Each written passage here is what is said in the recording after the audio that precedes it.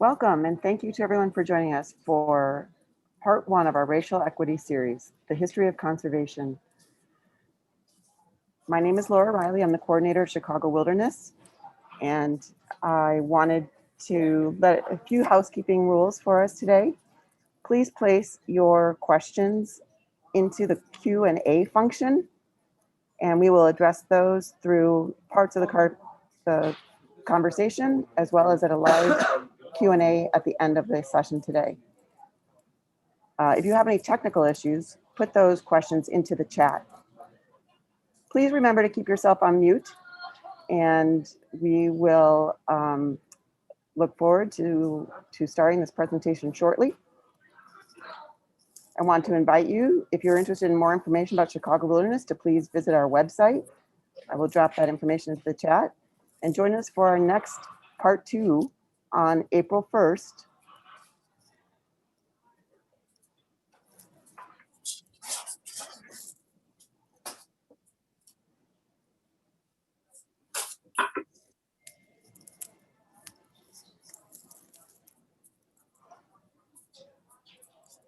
All right, Tom, if you want to go to the next slide.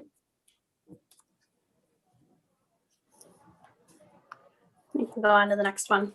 Yeah, thank you. Yeah, join us for Planting Seeds, Growing Racial Equity on April 1st. Hello, my name is Tom Simpson. I probably actually know some of you out there. There's so many of you out there. I must know some of you. I work with McHenry County Conservation District as the research field station ecologist. Since the pandemic started, we've done a series of webinars, Tom Talks, we call them, on a whole variety of topics, tree ID and field trips down Nipperson Creek. And you can find those on the district website. And I think Jackie's going to drop a link in the chat if you'd like to look at some more of those. But welcome. I'm really glad that you're here today, and I hope you enjoy the presentation. Hi everyone, my name is Raquel Garcia-Alvarez. I'm pronouns she, hers, ella, and I am with the Forest Preserves of Cook County. I am part of the Racial Equity, Diversity, and Inclusion Committee, and I'd like to thank Tom and Jackie for including me in this program, and would like to thank everyone for joining us today. And I also like to introduce my fellow readers for the presentation. Fannie Kittoe, who also works with me and is already committee member. She is the administrative assistant to the Director of Conservation and Experiential Programming. I also like to welcome Bradford Kasberg, who is the Wetland Restoration Manager at Audubon Great Lakes, and Jackie Bero, who is the Volunteer Coordinator at McHenry County Conservation District.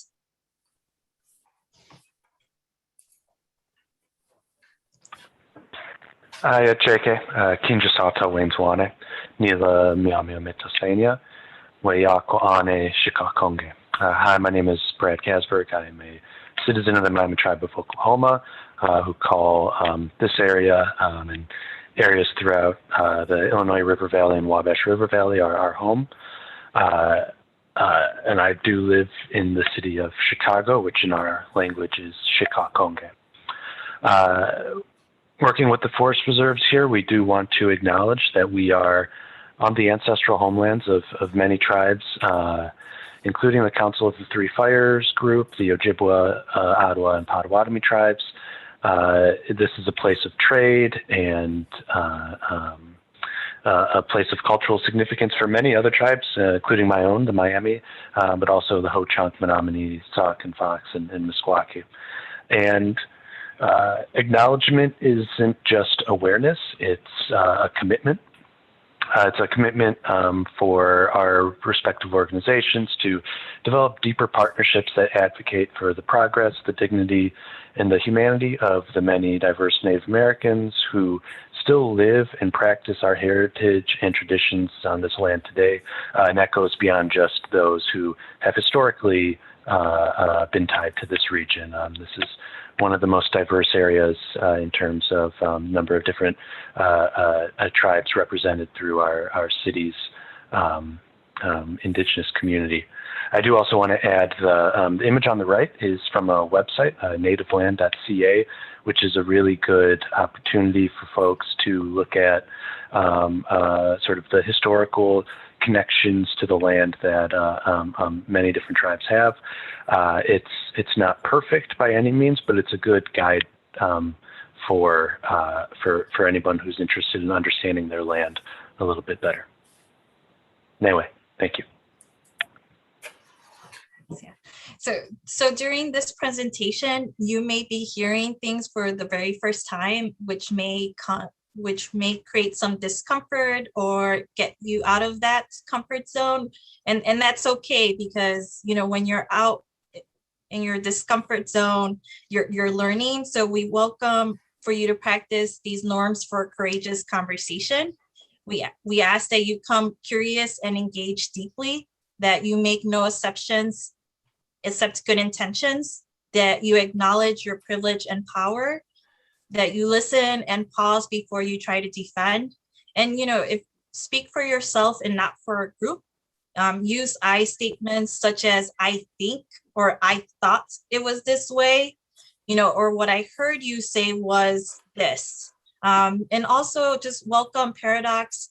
Either or thinking can really limit our ability to have a dialogue and learn when we open it up at the end for our Q&A session.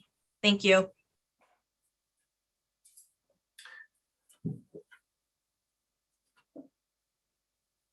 This was my, as a young man, this was my image of conservation.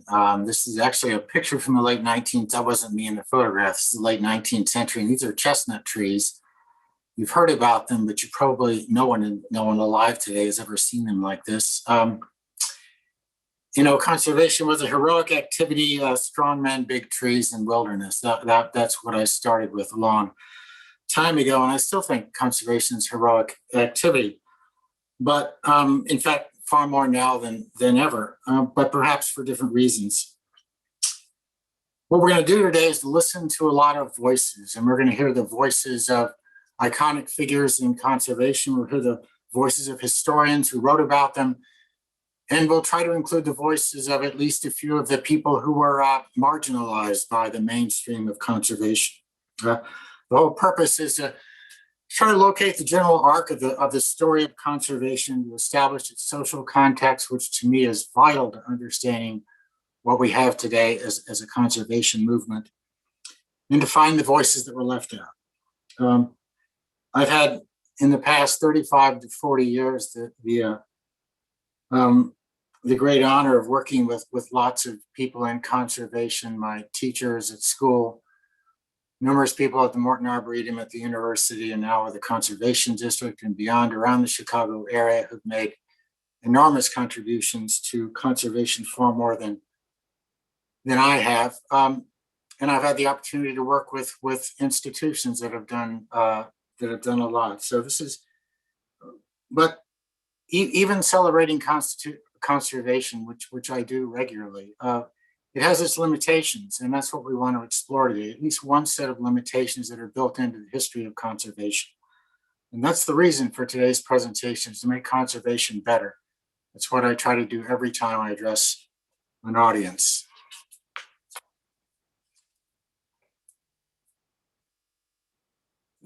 Wildness and wilderness and nature are very familiar words. They pop up in conversation quite frequently, and they're very old words. I mean, the Bible is translated and finds these expressions, you know, several thousand years ago. When we translate Greek mythology, we find these, or something like these words in the, but they all took on a very, at least a somewhat different meaning as conservation came together in the 19th century. And these became really central tenets of the ethos of conservation. So we want to take some time to think about what wilderness and wildness mean. And the place to start this story of conservation, I think, I mean, you could start it anywhere you wanted, frankly, over the last, all the recorded history of the West. But we're going to start it with the establishment of Yellowstone National Park. We'll dip back a little bit further in history sometime, but this is the sort of start of institutional conservation, and I continue to think that this is a really, really important event, because without this, this provides the model for our state parks, our national parks, the forest preserves, the conservation areas, the state forest, all of these. This is the model of government involvement in conservation that allows everything else to happen. Even though we'll explore some flaws of these models today, this is a huge event in the history of conservation. I want to point out one phrase here.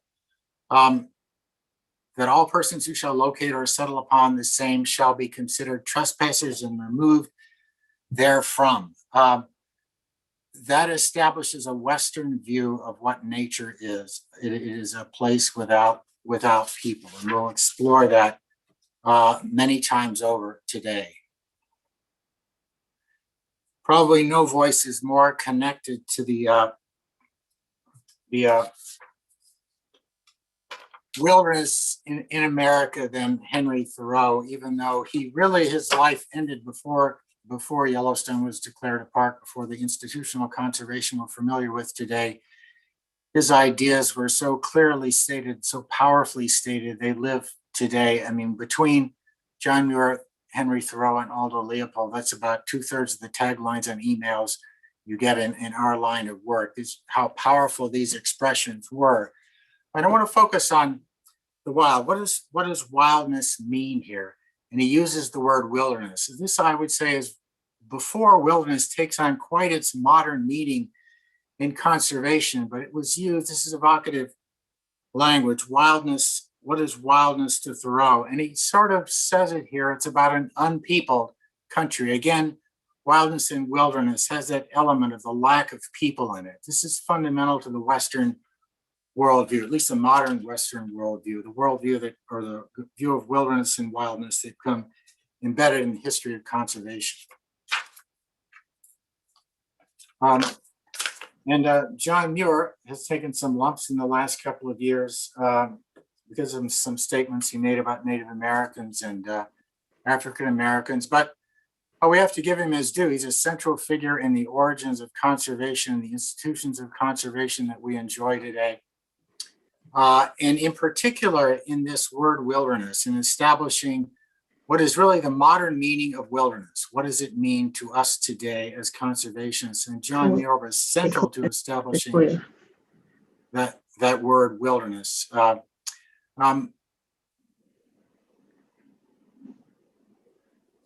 As a sublime, unpeopled nature. And again, we're going to revisit that idea many times today. The second statement here is also a very common one that's quoted from John Muir, and I put it in because it's one of those wilderness tropes that come up again and again and again and again, and that is that nature is somehow necessary to us as human beings. Nature can heal the whoops, got mine.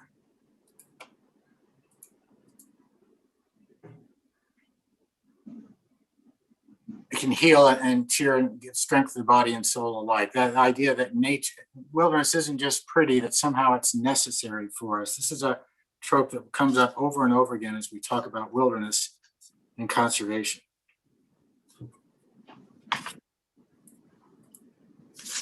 And this is the other side of conservation. We'll see these two sides of conservation coming into conflict in the next couple of hours.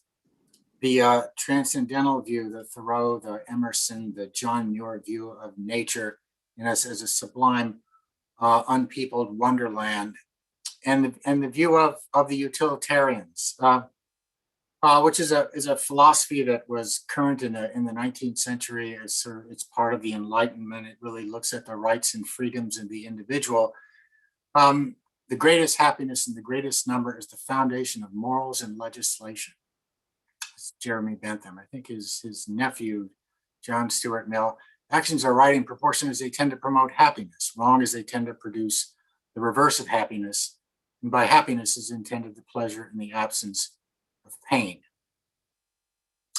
And that's translated, the reason I put those in there, that's translated into resource policy by our very own Gifford Pinchot, friend of Theodore Roosevelt, who ends up the first head of the then new U.S. Forest Service. Conservation is the foresight of utilization, preservation, and/or renewal of forests, waters, lands, and minerals for the greatest good of the greatest number for the longest time. I went through a forestry education in the early 80s, and Gifford Pinchot is a patron saint of forestry, and I couldn't count the number of times that this phrase or some version of it was quoted to me by a professor: the greatest good for the greatest number for the longest time. That is at the center of a rational resource management philosophy. You have these two visions of conservation, one of them that sees this transcendental view of nature as a sublime wonderland that's necessary in difficult to understand ways for our psychic and psychological well-being. And nature is a store of resources that it's our job to distribute equitably to a population of people. Conservation and race. This is the 19th century was a difficult time in race relations in this country, and that's you could say all times have been a difficult time for race relations in this country, but in particular the 19th century, and I focus on it because this is when conservation as we know it today came into existence. This was a time when 500,000 miles of what was Mexico were as a result of a war, became part of the United States. Slavery ended, but was replaced pretty quickly by the Jim Crow era that lasted for nearly a century. And the last of the Native Americans were either killed, subdued, removed, and then moved to reservations. So it was a time when the progress of dominantly white European race across the continent led to a lot of conflict between races. What I'm going to so this next section will probably have some slides that I hope they're not offensive, but they'll be surprising. They were surprising to me and disturbing and confusing to me when I first saw them, and had to think my way through them and try to somehow pull them into the story of conservation. But I think they're things we need to look at. My goal here is really to understand the world in which conservation formed. And what about that world continues to be in the conservation we enjoy and use today, and how we can understand what needs to be changed. My goal is not to attack individuals. I think we have maybe it's our culture, maybe it's conservation culture. We have a tendency to make people into marble statues who are perfect, and then when we find out they're imperfect, they crumble. When in fact they were never perfect, and no one's perfect, including me. If we understand them as flawed individuals, as we all are, then we can understand the positive things they gave to conservation, and understand some of the limitations that came along with those. The Haunted Oak by Paul Laurence Dunbar.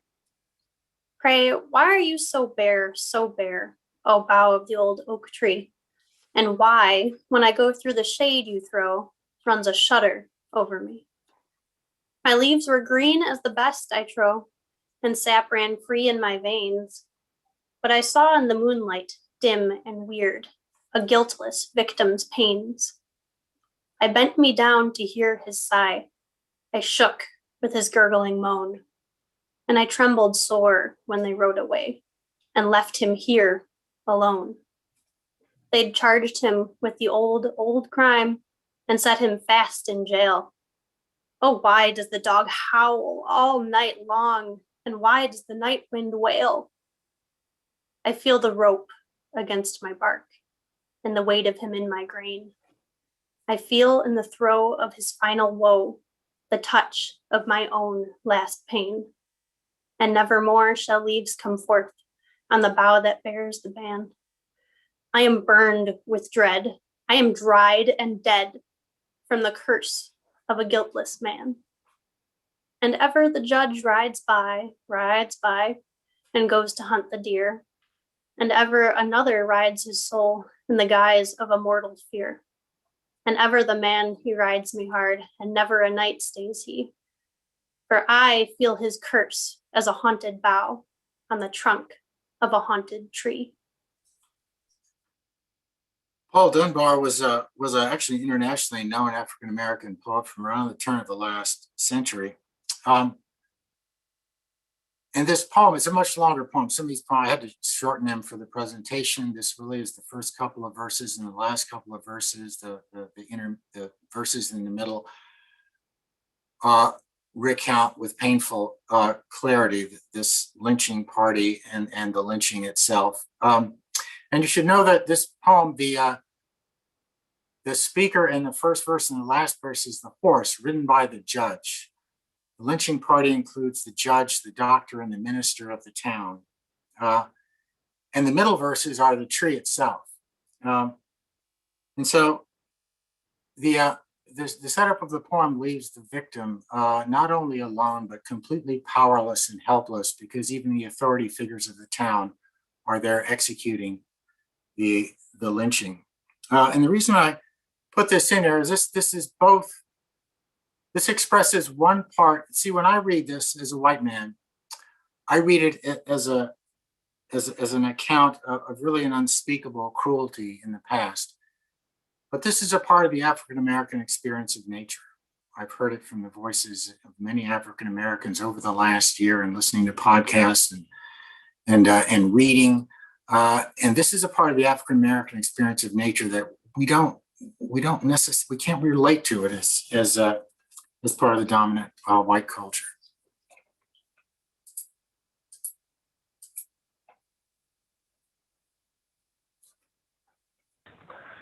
The coarseness and strength of the American character, that practical, inventive turn of mind, quick to find expedients, that masterful grasp of material things, lacking in the artistic but powerful to effect great ends, and with all that buoyancy and exuberance which comes with freedom, those are the traits of the frontier.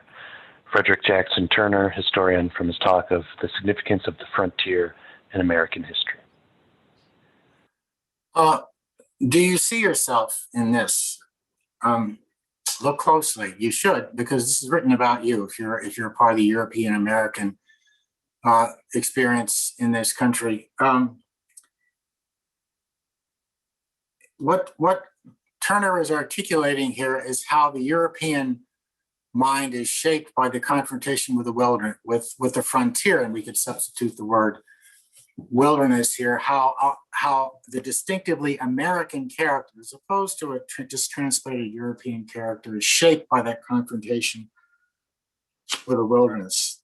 And this is he is announcing this as a part of announcing the end of the frontier in 1893. And so, right as he's in effect, what he's saying is he's giving the frontier a sort of mythic importance in the creation of the American character. So right as the frontier is disappearing, it takes on the highest importance.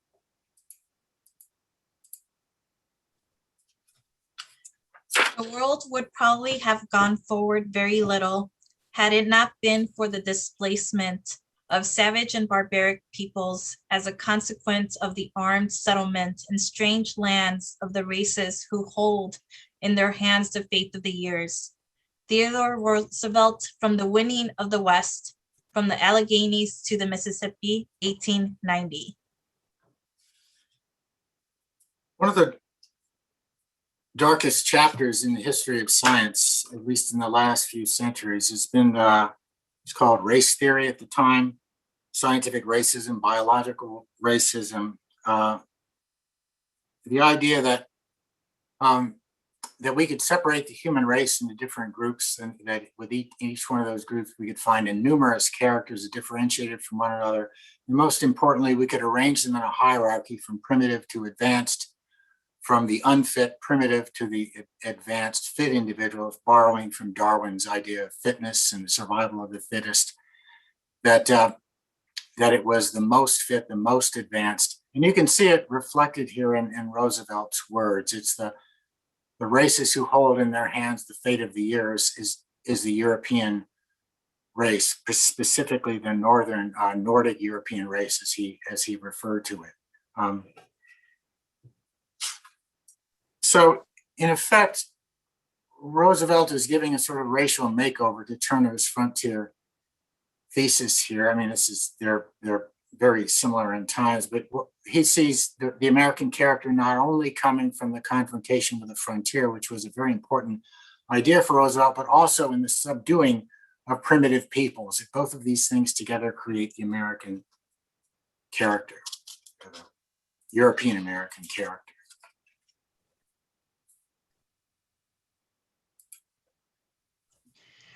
Roosevelt was worried about the loss of a special American quality of strength and ingenuity that supposedly had evolved among whites on the frontier, as Eastern European and Jewish immigrants flooded into the country with their big families.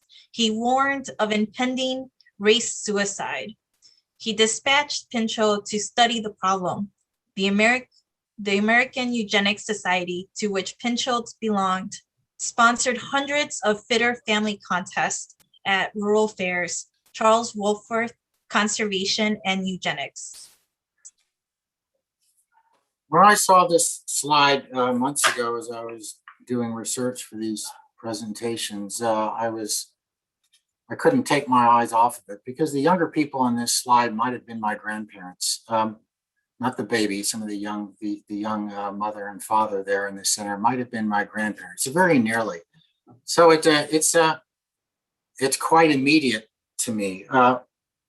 Eugenics is something that was never talked about when I was young, and probably hasn't been talked about in your lifetime, other than in discussions of Nazi Germany. But eugenics was quite a popular idea in this country early in the 20th century. It starts off with actually Charles Darwin's cousin, Francis Galton, in the United Kingdom.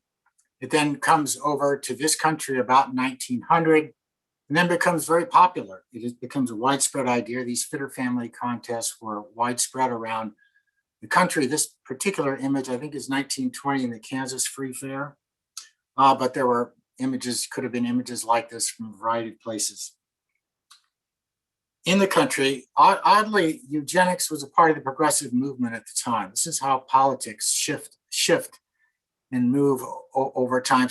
So the progressive movement was also in favor of women's suffrage, of nature conservation, of the prohibition of alcohol, the fight against political corruption and monopolistic practices, and yet eugenics was a part of that suite of political issues. They seem out of sync to our understanding of our sensibilities today, but it's important to understand they weren't out of sync then. This was wedded to the conservation movement, these ideas early in the history of conservation.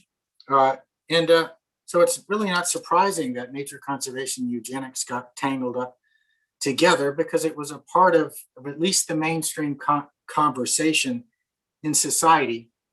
But we shouldn't trivialize this early dabbling in eugenics, because really that and the race theory on which it is based provides the foundation for discriminatory laws, to banning of interracial marriages, for forced sterilization and restrictive immigration laws. So there was a big cost that came from this eugenics movement.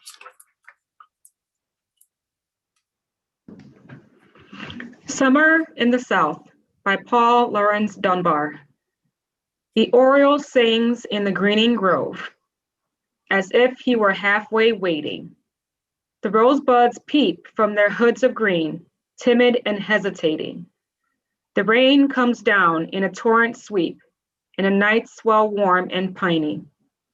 The garden thrives, but the tender shoots are yellow-green and tiny. Then a flash of sun on a waiting hill. Streams laugh that earth's work quiet. The sky smiles down with a dazzling blue, and the woods run mad with riot. It's a beautiful poem by the same poet who wrote The Haunted Oak, which really, the purpose of putting them in there is to show these two seemingly radically different understandings of nature from the same African-American community.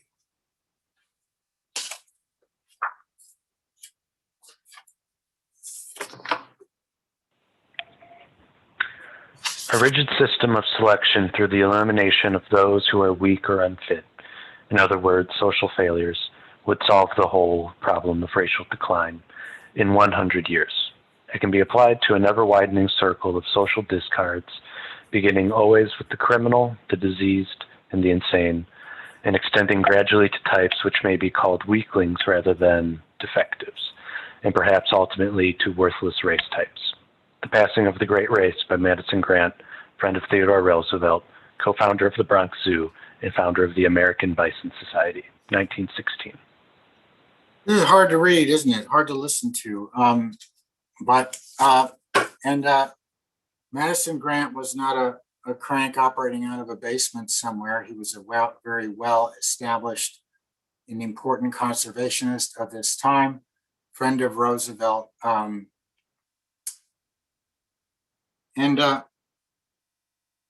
It's just one more reminder of how race theory and conservation became interwoven at this period of time in American history.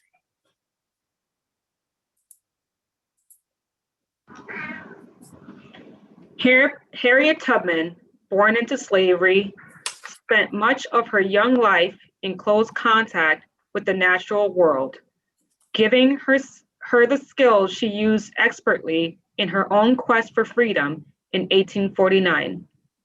Tubman's owners rented her out to neighbors as early as age 5. At 7, her duties included walking into wet marshes to check muskrat traps. All of this helped when later Tubman made 13 trips back to Maryland between 1850 and 1860 to guide people to freedom on the Underground Railroad. Allison Keyes author, Harriet Tubman, an unsung naturalist. One of the challenges of anyone who tries to understand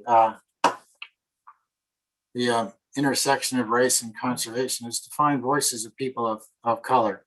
And the problem for me, and I'll just say personally, as I was doing this research in the summer, the problem, and I think, and as I talk to other people like myself who've pondered on these same issues, that the first thing you start looking for are people who sound like Henry David Thoreau or John Muir or Aldo Leopold, but with an accent. You know, they're Black or they're Native American or they're Asian. We want them to sound the same. We want them to have that soaring sort of transcendental understanding of nature as a sublime and human other, and to be articulating that. And that's very hard to find. I'm not saying it's not out there. It's just very, very hard to find. Instead, what you find as you retune your eyes and ears and your sensibilities, what you find is that there's a celebration of nature, but it's nature as a backdrop of human life, nature that connects lives and families and generation. And here, nature is a school that trains Harriet Tubman to become a great American hero.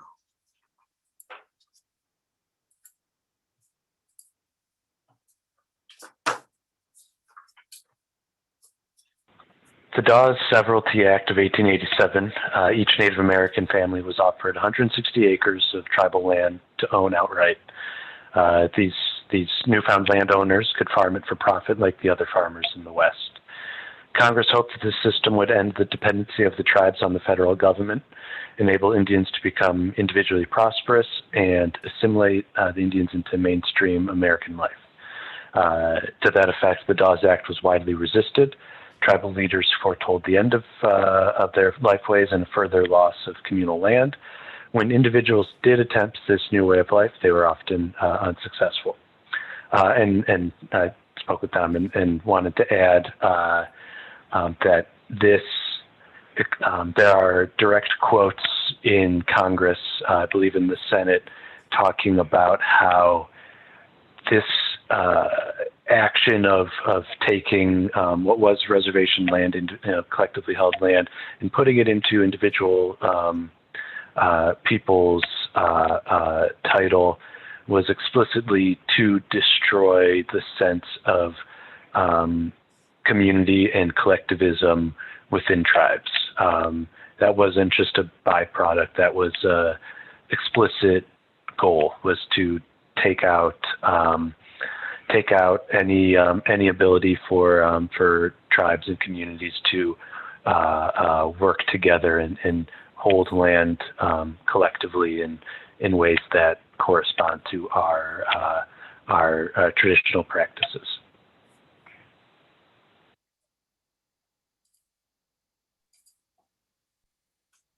The problem of the conservation of our natural resources is therefore not a series of independent problems, but a coherent, all-embracing whole.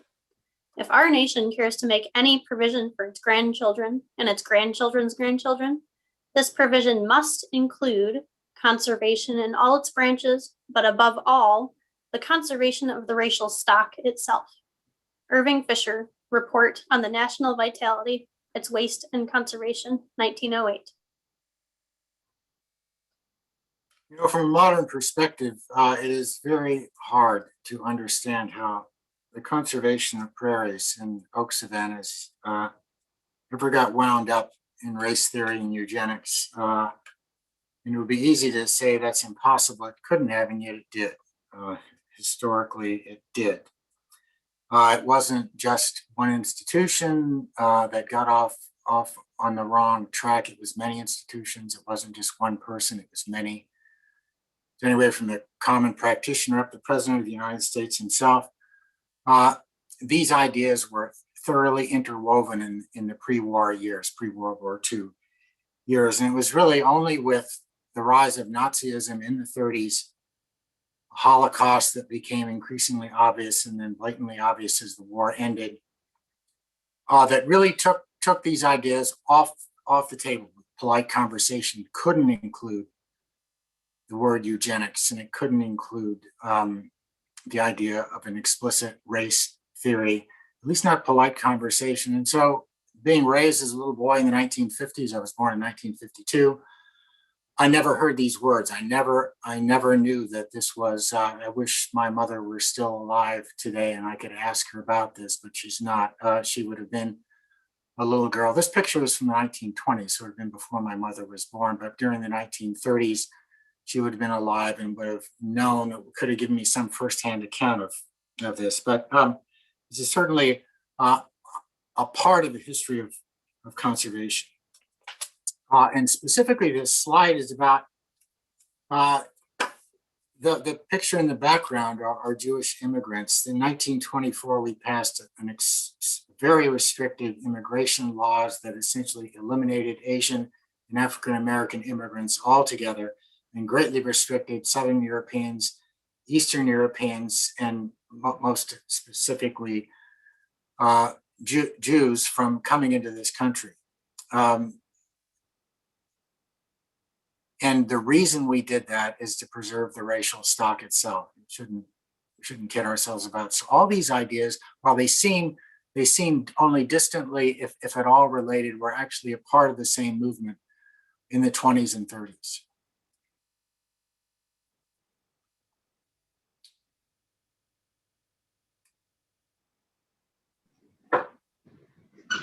Gifford Pinchot, testimony before Congress concerning the Hetchy controversy. Now, the fundamental principle of the whole conservation policy is that of use, to take every part of the land and its resources and put it to that use in which it will best serve the most people. You might say from the standpoint of enjoyment of beauty and the greatest good to the greatest number, they will be conserved by I'm so sorry, I'm losing the rest of it here because my computer is blocking it. I apologize. By the passage of this bill, and there will be a great deal more use. Can someone help me finish that because my computer is cutting off the rest of the text? There will be a great deal more use of the beauty of the park than there is now. Thank you, Fannie. Thank you. So we're back where we are now is we're back to the sort of main line of conservation history. This is part of the history of conservation that I learned in the 1980s as a young man, taking my first classes in forestry. That opposition of this resource-oriented view of Pinchot, that the whole purpose of conservation was to distribute these items called resources equitably to the population. And when he looks at the possibility of flooding a valley in Yosemite National Park to provide water for the then young and growing city of San Francisco, he sees obviously that the greatest good for the greatest number means flood the valley and provide the water for the people. We're going to hear from John Muir, that diametrically opposite voice. This is a one. I would invite you to go on the internet and find these speeches. They're not terribly long, and they're two brilliant men at the height of their powers coming into conflict over an issue. And this conflict, this conversation probably better clarifies this, we often call conservation and preservation, this contrast between the two than anything else you could read. So here is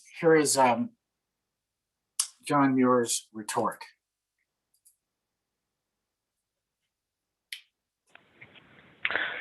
This is John Muir's testimony before Congress concerning the Hetch Hetchy controversy. The proponents of the dam scheme bring forward a lot of bad arguments to prove that the only righteous thing to do with the people's parks is to destroy them bit by bit as they are able. Their arguments are curiously like those of the devil devised for the destruction of the first garden. These temple destroyers, devotees of ravaging commercialism, seem to have a perfect contempt for nature and, instead of lifting their eyes to the God of the mountains, lift them to the almighty dollar.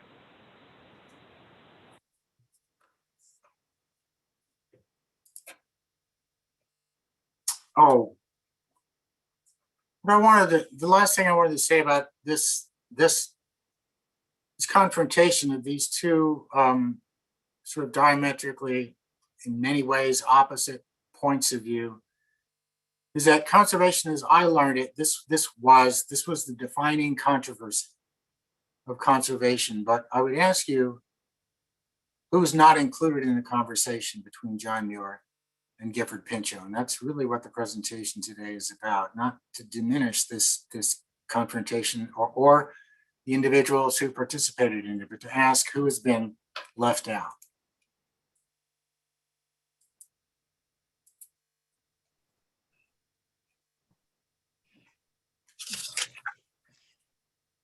Haudenosaunee Thanksgiving Address, greetings to the natural world. Today we have gathered and we see that the cycles of life continue. We have been given the duty to live in balance and harmony with each other and all living things. So now we bring our minds together as one, as we give greetings and thanks to each other as people. Now our minds are one. We are all thankful to our mother, the earth, for she gives us all that we need for life. She supports our feet as we walk about upon her. It gives us joy that she continues to care for us as she has from the beginning of time. To our mother, we send greetings and thanks. Now our minds are one. We give thanks to all the waters of the world for quenching our thirst and providing us with strength. Water is life. We know its power in many forms: waterfalls and rain, mist and streams, rivers and oceans.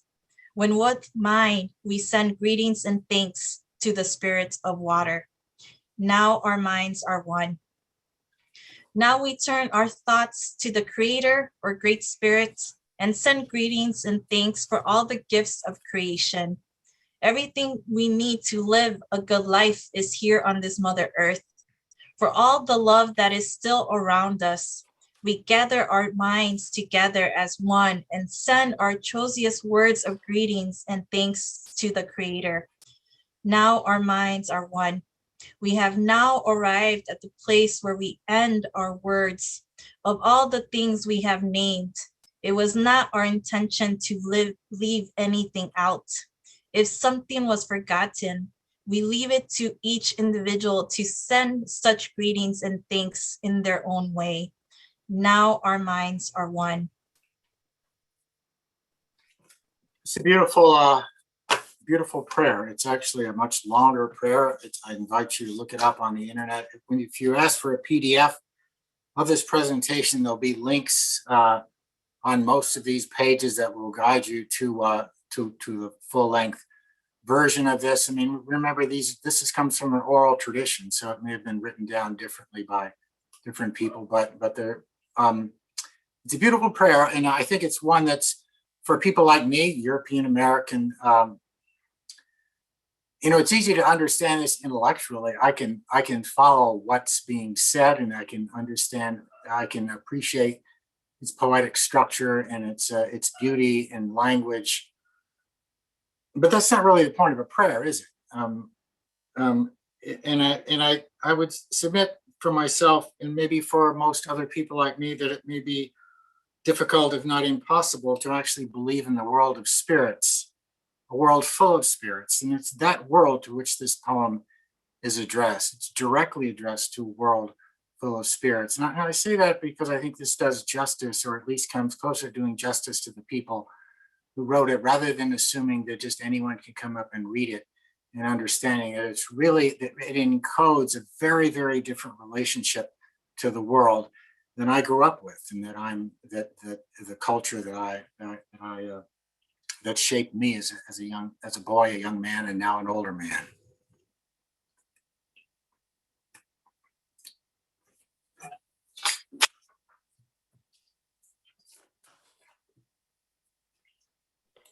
Speaking of John Muir, the man who thought of nature as a cathedral and regarded whales and elephants, dancing, humming gnats, and even invisible, small, mischievous microbes as divine, regarded Native Americans as subhuman.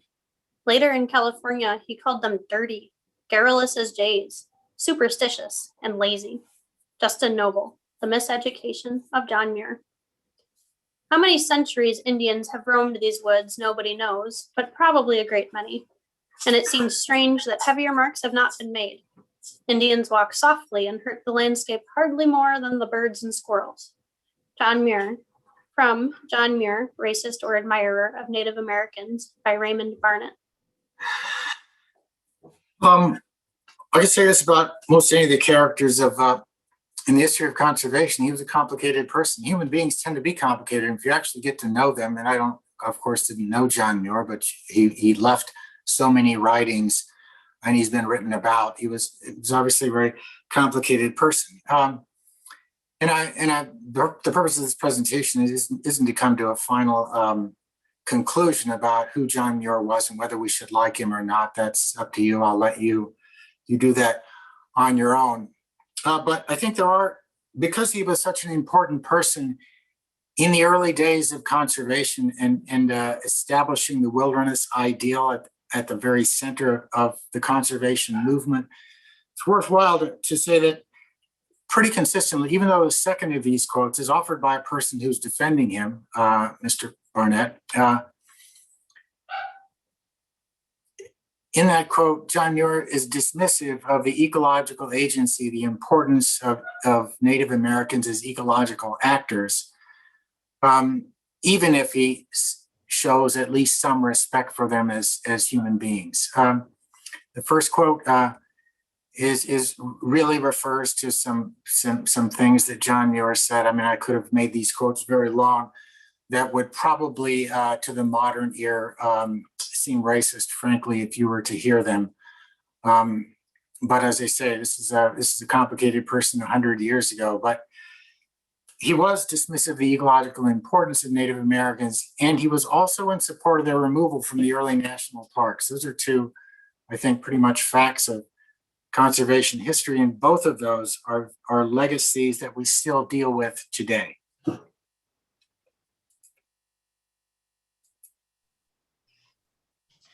The prairies burning form some of the most beautiful scenes that are to be witnessed in this country, and also some of the most sublime. There are many modes by which the fire is communicated to them, both by white men and by Indians, par accident, and yet many more where it is voluntarily done for the purpose of getting a fresh crop of grass, for the grazing of horses, and also for easier traveling. George Catlin, 1842.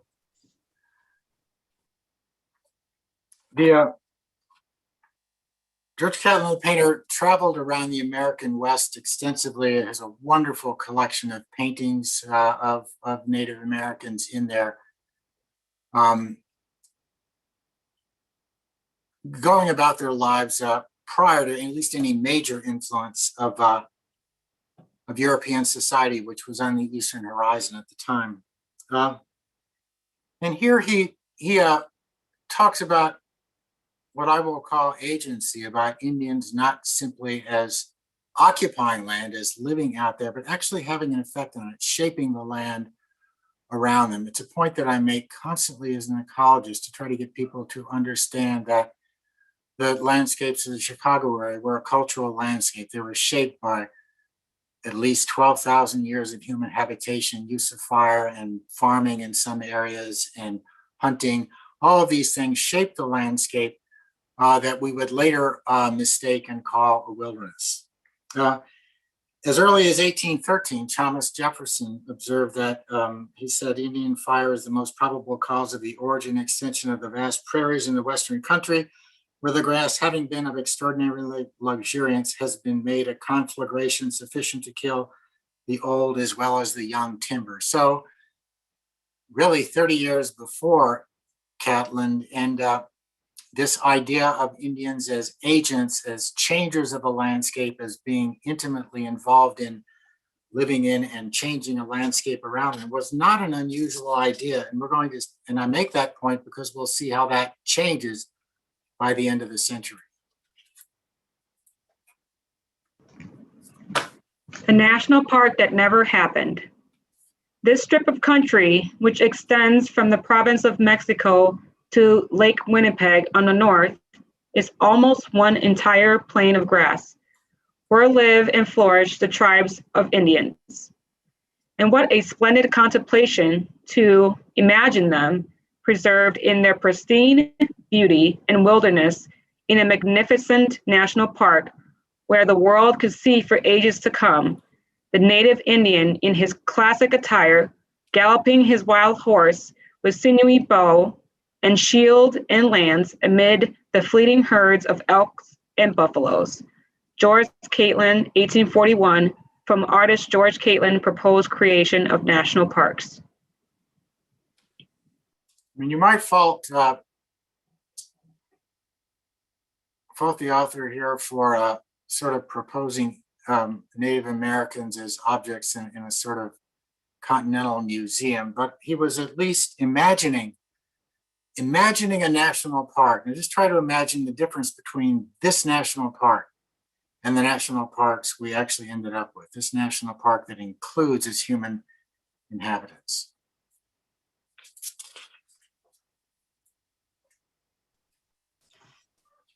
Crow, Shoshone, Bannock, and sheep-eater peoples frequented Yellowstone as they long had during the park's early years. Secretary of the Interior Lucius Lamar felt the new national parks should be managed to preserve wilderness. And because Indians hunted animals and set fires, preservationists came to view them as incapable of appreciating the natural world.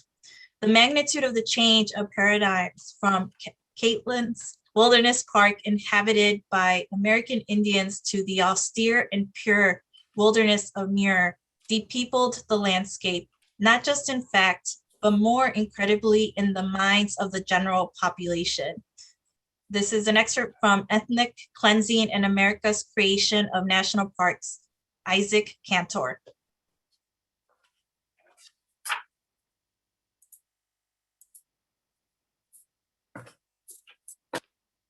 It can be confidently confirmed that stabilization is the universal tendency of all vegetation under the influence of the ruling climate. A natural inference has been made that prairies were much modified by the grazing of animals and the fires of primitive man, but the general habit of migration among the animals assured that serious effects from overgrazing were but local and transitory, while the influence of fire set by the Indians was even less significant in modifying the plant cover.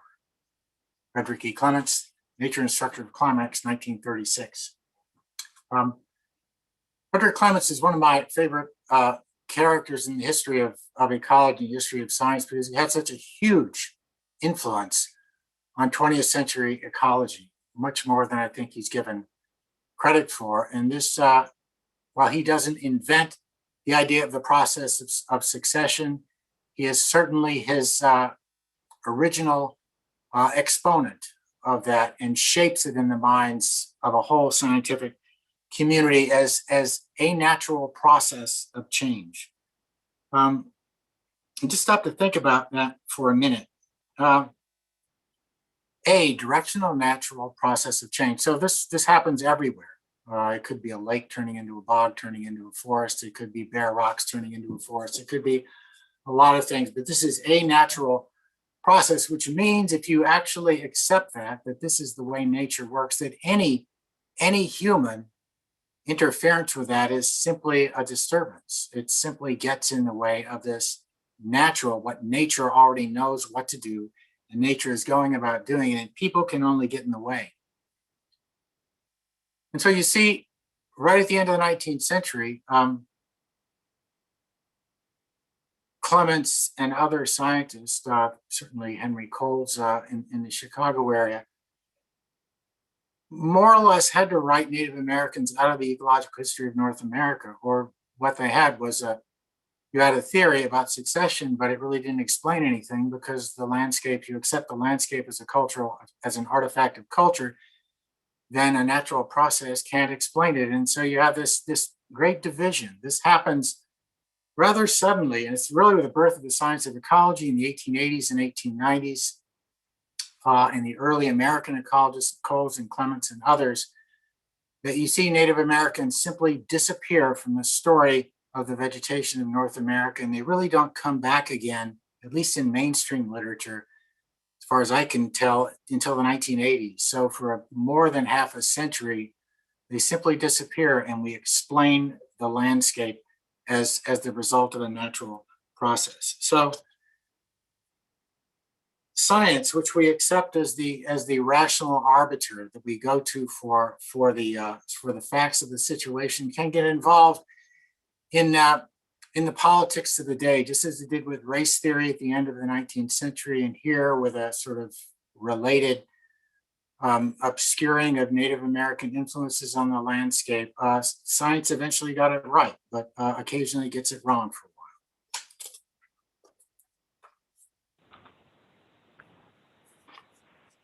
while.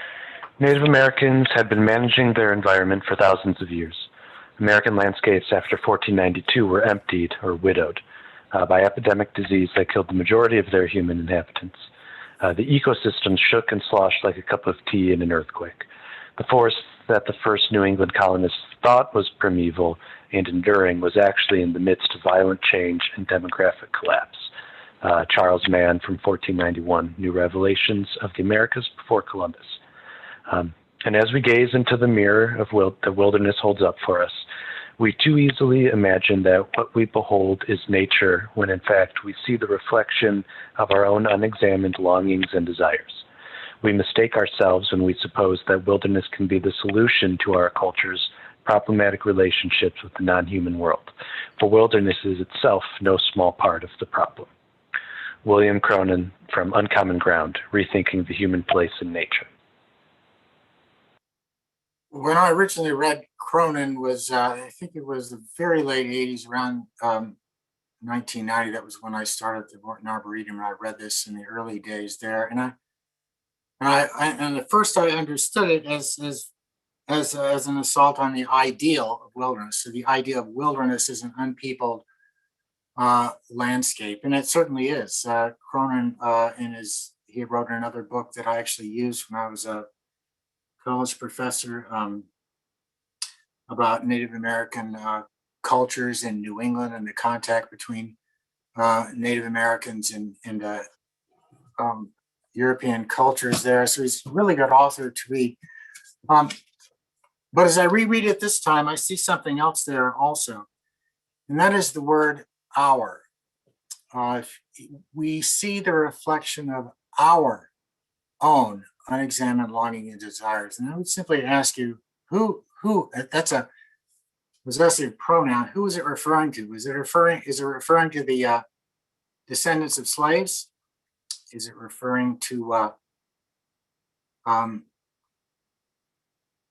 Latinx Americans? Is it referring to, who is it talking about? And it seems pretty clearly it's talking about people like me. It's talking about the dominant European culture of North America and our unexamined longings and desires. Wilderness was created as a reflection of our unexamined longings and desires. Wilderness isn't an objective truth. It is a way of looking at the world that we created.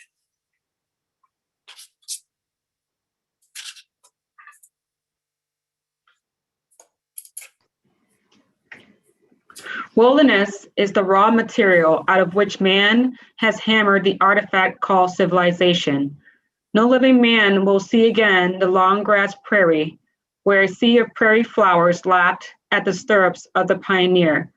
Wilderness is a resource which,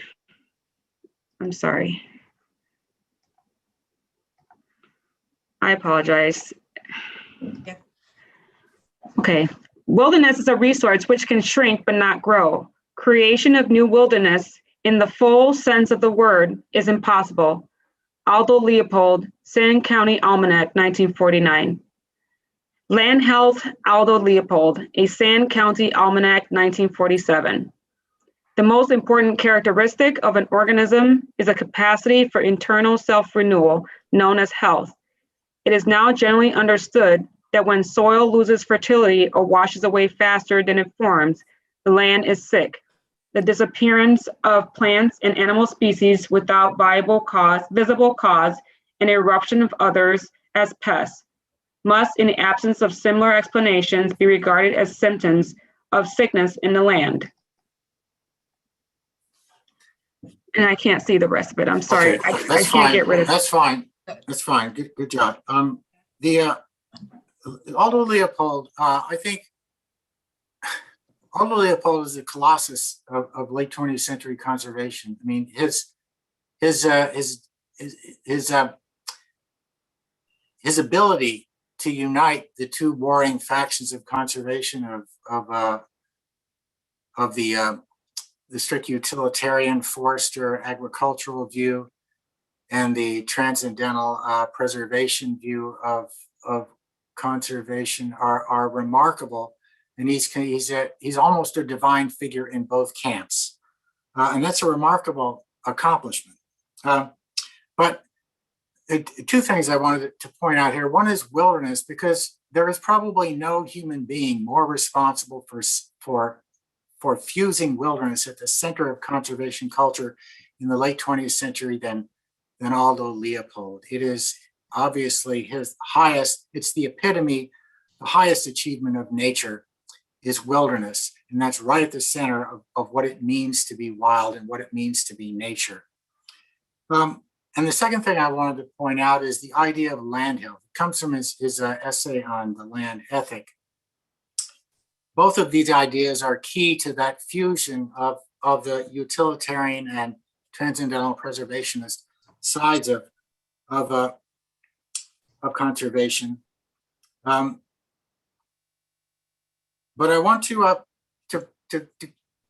what does health mean here? Other people are criticizing. Let's just think critically about what does it actually mean? I mean, we can. This is one idea I find that goes past me, if not once a week, when at least once a month, that I hear people in conservation using the word health, either when I'm reading or listening to people. But cornfields can be healthy too, and so can pine plantations, and so can the downtown district of the town where I live, and so can the village, and so can almost any country can be healthy or unhealthy. So what does it actually mean? It's an evocative metaphor because we all know what health is.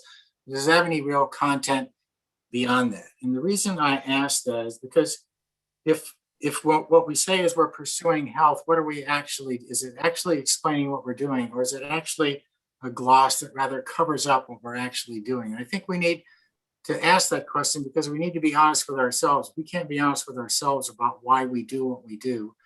Then how do we talk to young people or older people that are looking to join the movement? How can we be honest with them if at the core of our explanation we're using words we can't quite understand?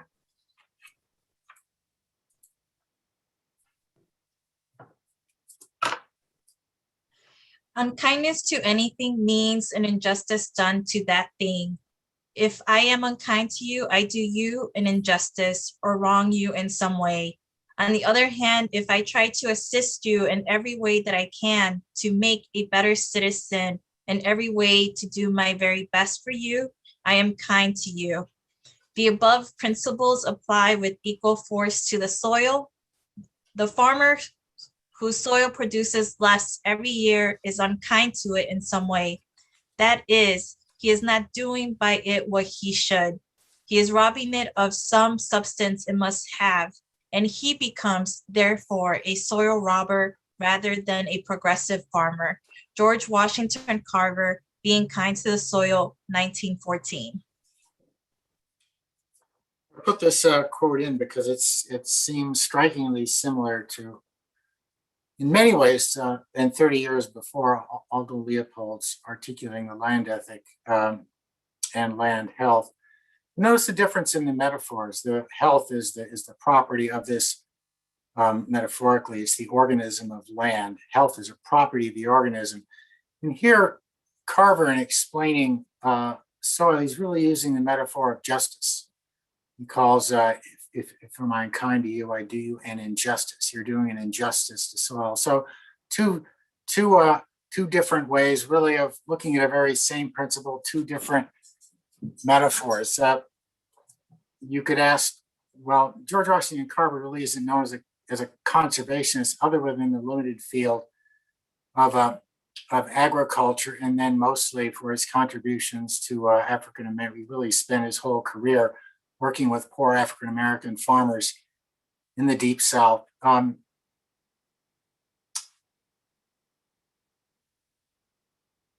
was his voice really welcome in the rest of conservation? That's what I guess this is what I would ask.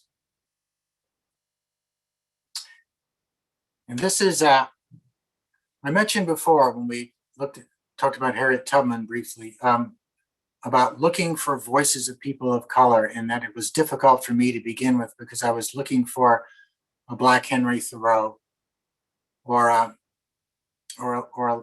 Latinx Aldo Leopold, and I couldn't find them, and I was getting frustrated. And then I read this poem by Langston Hughes. I read it first and then later found the recording you're going to listen to here in a moment. Right now, in fact.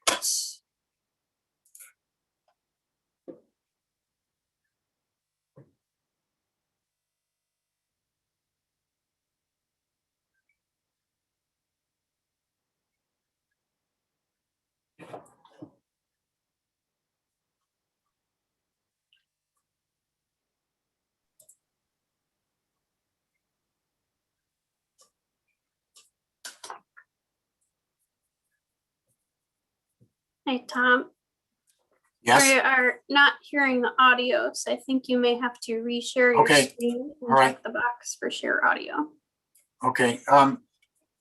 Just give me 1 second here.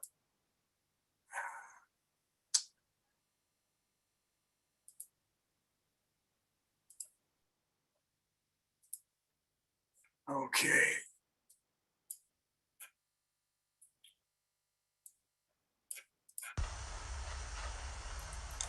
This is The Negro Speaks of Rivers, one of my earliest poems written in 1920, just after I came out of high school.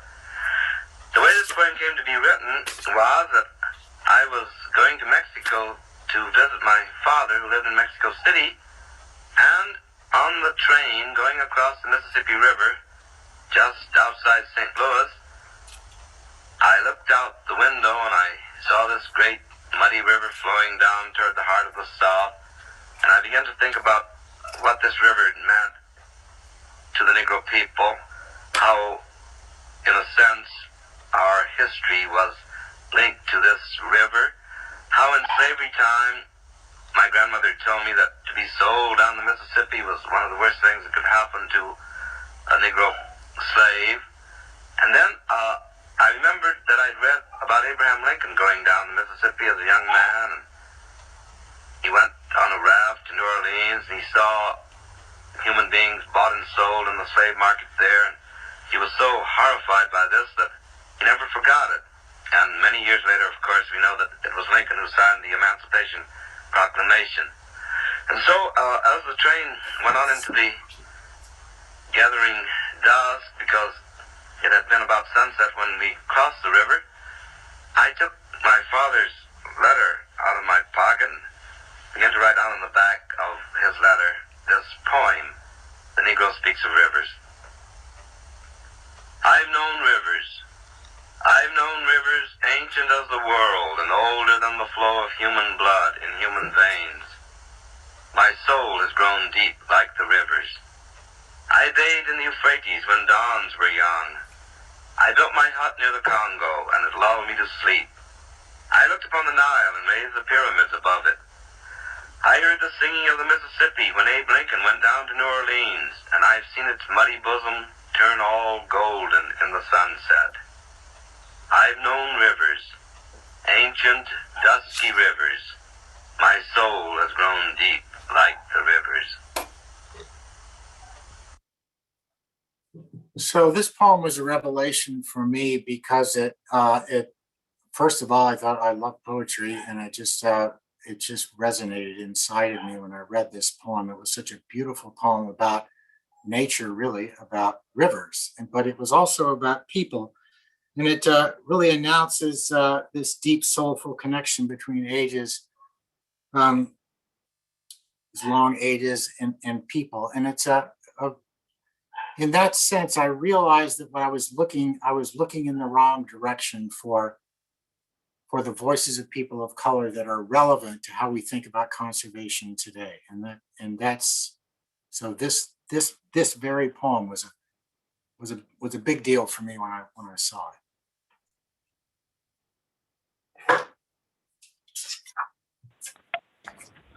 In order to assure that an increasing population does not occupy and modify all areas within the United States, a wilderness is hereby recognized as an area where the earth and its community of life are untrammeled by man, where man himself is a visitor who does not remain. The Wilderness Act of 1964. First of all, we have to recognize that the Wilderness Act was a landmark piece of legislation, which really said that some pieces of lands can be reserved for modern industrial and consumptive uses. I mean, this is a huge step forward in conservation. I may criticize some of the language. It was a huge step forward in conservation. This presentation today isn't about any sort of broad criticism. It's about trying to understand the limitations of the movement we're a part of and how we can make it better. But it did cement the idea of an unpeopled wilderness, a community of life untrammeled by man, where man is a visitor and does not remain. It simply reinforced the popular notion of wilderness as simply a completely unpeopled landscape. And how do we, and the question today, it's really a question to me, it's a question to all of us, is how do we move beyond the limitations of this word that is in its essence blind to the theft of the land from Native peoples and their erasure from ecological history, at least those two. Those are big deals, and they're encoded in the word wilderness. How do we move beyond that? That's one of the jobs we have in front of us.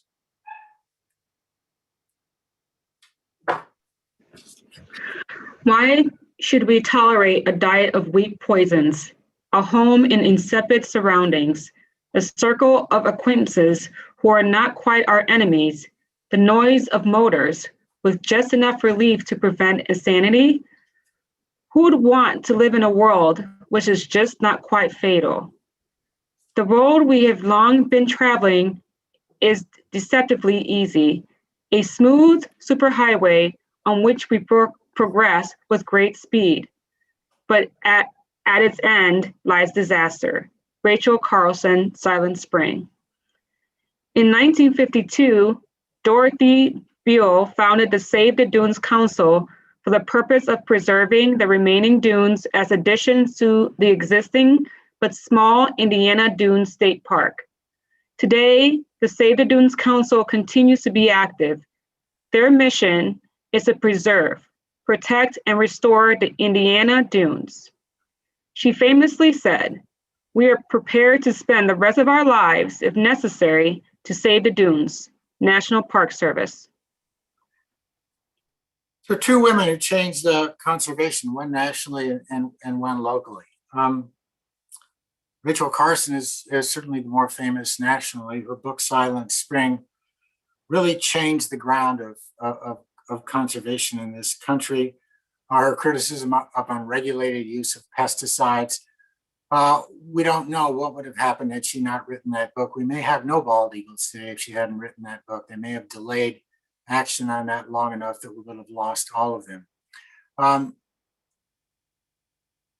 And it probably changed forever the way we feel really about industrial chemicals in our environment and the food we eat.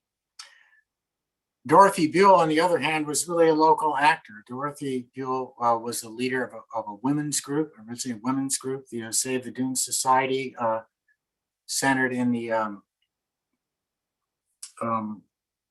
Ogden Dunes community, which is now located inside of the national park. And she started this in 1952. It would be the end of the 50s before Senator Paul Douglas from Illinois joined them and eventually gave them that national voice that allowed the Indiana Dunes National Lakeshore to be created in 1966. But without Dorothy Buell, Paul Douglas would have had no one to join. She is really at the center. That beautiful, beautiful, now a national park as of 2019. If you haven't been there, you need to go there. And when you go there, think about Dorothy Buell. Without her, there would be no national park at the southern tip of Lake Michigan.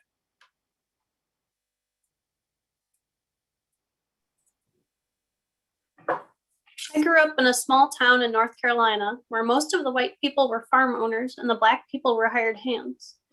We'd go out fishing and hang out on the rivers as a family, but we were never encouraged to go far from the house. The feeling was, if you're black, if no one's around, you might not end up coming back. Even now, in my position as chair of the local Sierra Club chapter, I will still only go on hikes when I'm with a group of people I know. Marjorie Leach Parker, chapter chair of the Sierra Club, Virginia Beach, Virginia. Two reasons why I put this in the presentation. The first one is that it links in with the poems by Paul Dunbar. This here is a person who embodies both. She's obviously a lover of nature, a chair of the local Sierra Club chapter, and she also sees danger in nature. That's really a part of her African-American heritage. The other reason I put this in is that Marjorie Leach Parker is about my age. I'm 68. She's within a couple of years of that. I could tell in looking at some other information.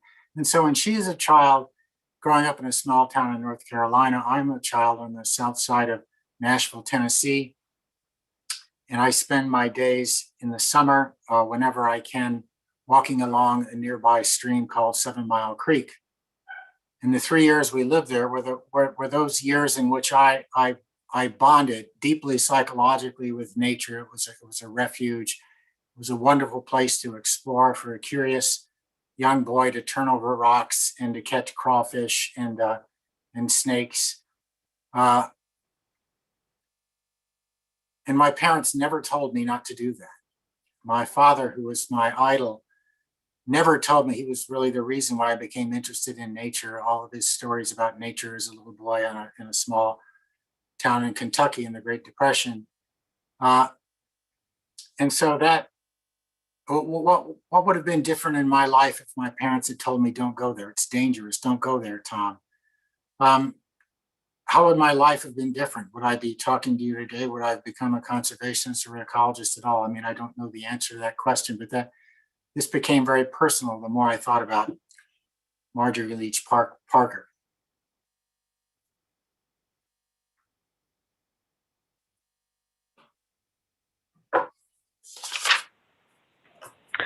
William Voigt, The Road to Survival, 1948. Irresponsible breeding makes amelioration of the condition of the Greeks or the Italians or Indians or Chinese difficult, if not impossible. There is little hope that the world will escape the horror of extensive famines in China within the next few years. But from the world point of view, these famines may be not only desirable, but indispensable. Unless we take steps to control population, we may as well give up all hope of continuing civilized life. Population will inevitably and completely outstrip whatever small increases in food supplies we make. The death rate will increase until at least 100 to 200 million people per year will be starving to death during the next 10 years. Then that second one is from Paul Ehrlich, author of The Population Bomb, 1970. Both Ehrlich and Vaught are what we call Malthusians, and that the word comes from Thomas Malthus, a political economist from around the end of the 18th, very early 19th century, who articulated a view that said that because, and he was thinking about human populations, Malthus that is, that because populations grow what he called geometrically, or what we would call exponentially, and the simplest way to understand what that means is like a doubling rate. So 2 people become 4, become 8, become 16, become 32, become 64, become 128. And you see how the rate of increase gets faster and faster and faster the longer the reproduction takes place. Because human populations grow exponentially, and because there's either a fixed or only slowly increasing resource base to feed them, that eventually the end result will be famine. There will be great famines that control population sizes. And this idea had considerable currency in the very early 19th century. Darwin picked it up and it became an important part of the theory of natural selection, but it really gets revived again after World War II. And after World War II, eugenics and race theory disappeared from at least mainstream science and polite conversation in society, and it was replaced by a more generalized, I would say, misanthropic view with distinct racial overtones. I mean, particularly when you read Voigt, the idea that there will be massive famines in China and it would actually be desirable and indispensable to have massive famines is something that ought to be a little hard to read today. The upshot of both of these, Paul Ehrlich writes a very similar book called The Population Bomb, just a little over 20 years later. Again, predicting massive famine, people starving to death, in that case, by 1980. The upshot is that these famines never happened. Certainly there was famine and there was local famine and there were issues, and certainly there were issues with overpopulation in places, but the famines that both Voigt and Ehrlich confidently predicted never happened. While eugenics had a very biological view of human behavior based on race and generalizations about race, Neo-Malthusians seem to generalize more at a cultural level, that something in the culture of Greeks or Italians or Indians or Chinese makes them irresponsible breeding. Remember, this is referring to other human beings like you. Are you an irresponsible breeder? And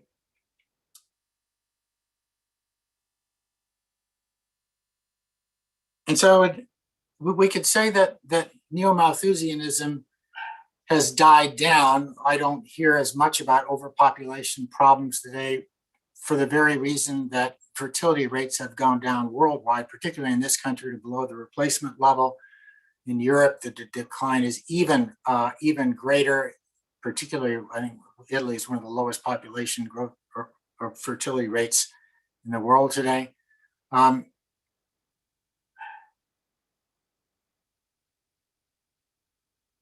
Sorry, I lost track there for a second.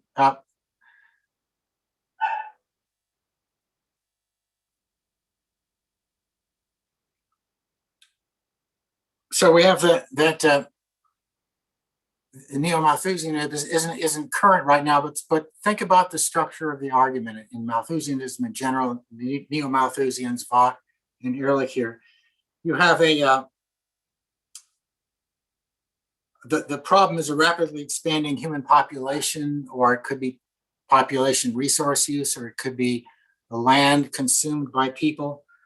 You have fixed limits. You know, for these Neo-Malthusians, it was limits to the supply of food.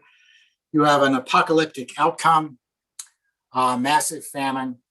Or if you update this and put it into half-Earth theory, or what's now called half-Earth theory, or nature needs half movements, I would invite you to look at their websites. They're certainly worth looking at. The structure of the arguments are very similar. We have a rapidly growing human influence. We have fixed limits to that influence, and we have apocalyptic outcomes. And the solution is government regulation. In this case, regulation of reproduction. So these ideas haven't really gone away. They're still around and they're still current in conservation. One of the important things about reading history is to understand where these arguments come from, where the structure of the arguments come from.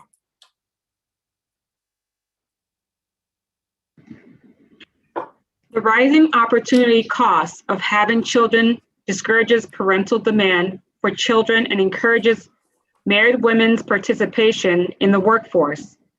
In a developed stage, an economy with a high rate of educational expenditure has a low fertility rate, high female participation in the workforce, and perpetual economic growth.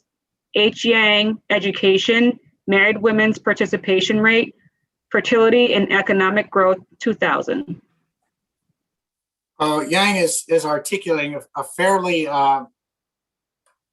well-established model these days, that as you increase the well-being of people, the fertility rates go down.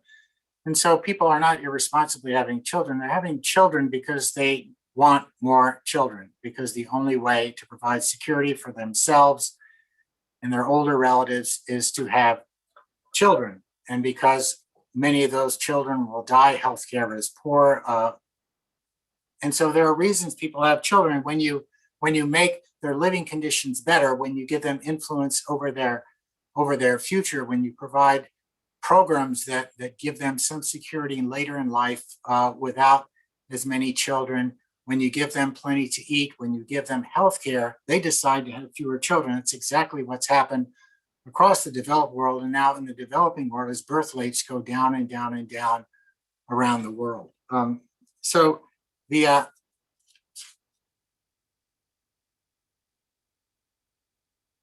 assumptions on which Neo-Malthusianism were based were just simply flawed assumptions. People are not bacteria breeding in culture, rather they're thinking beings that have children for reasons. I think we need to think about that as we think about these sorts of arguments and how they bear on conservation today.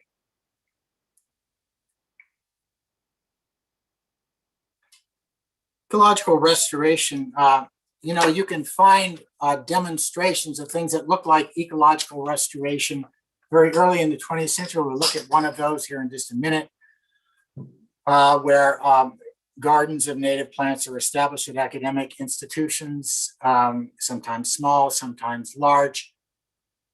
But I would contend that ecological restoration really doesn't become a movement until much, much later. It becomes a movement in the 1980s. It becomes a movement right here in the Chicago area, when people, I think, looked at their cherished places and they saw them disappearing under a wave of invasive species, and they decided to take action. That's when ecological restoration goes from being an abstract idea or a demonstration gardening to being a public movement. And it was the early volunteers in that movement, some of which are now running the institutions in the Chicago area, that really created the movement of conservation. I think this puts a huge underscore into the importance of volunteering and the importance that volunteering plays in the origins of ecological restoration. I mean, this is a revolutionary idea when it happens. It's become so pervasive in the Chicago area. It's now thoroughly institutionalized And you could grow up in the Chicago area for your first 20 years and think, well, everyone must think this way, but they don't. This was a revolutionary idea that people could fix nature. Not that they could turn nature into a cornfield or into a pine plantation, but they could fix nature. I mean, those are sort of opposite ideas, aren't they? Nature is what happens without people. So how can people go in and fix nature? Human interference would simply make it more and more and more unnatural, wouldn't it? Well, we changed our mind about that in the 80s and 90s. How many of us listening to this today sort of accept almost without ever questioning that we would use native plants in the landscape before exotic and introduced plants when possible. And yet that is a revolutionary new idea. In the 1970s, public agencies were paying young people to go out and plant multiflora rose and Asian honeysuckles to feed the birds. By the 80s, they were starting to pay them to get rid of them. And by the 90s, there were thousands of volunteers in the Chicago area that were starting to take up the cause of ecological restoration and put it into action. So this is a movement, I think, that really is a type example of a grassroots movement that breaks the rules and starts to do things, and later academia and other people start to catch up to it.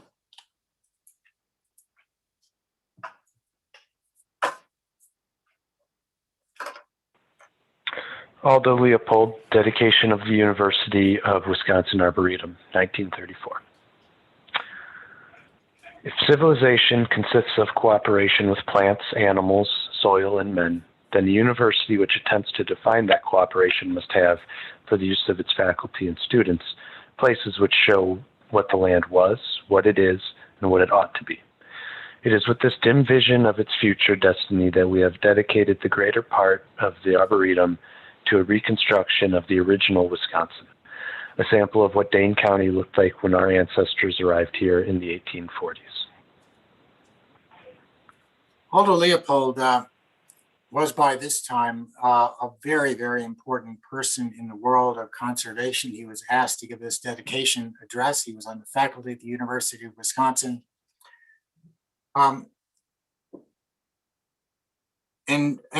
You would do well if you love prairies and you love restoration, you should go up and see the Curtis Green Prairies there at the UW-Madison Arboretum. But Leopold really wasn't involved in the restoration itself. He gave the dedication address. And while he did restorative work on his farm near Bero, he was never really active or a proponent of restoration on any larger scale. And we might give him cut him a little bit of slack on this, because restoration really wasn't much of a movement at the time. This was an academic exercise, this reconstruction of a prairie. But one also has to remember that Leopold, if you remember the quote, believed that the creation of new wilderness in its full sense of the word is impossible. And if wilderness is the epitome of nature and we can't create any more of it, that restoration is really not getting at the heart of the mission of conservation.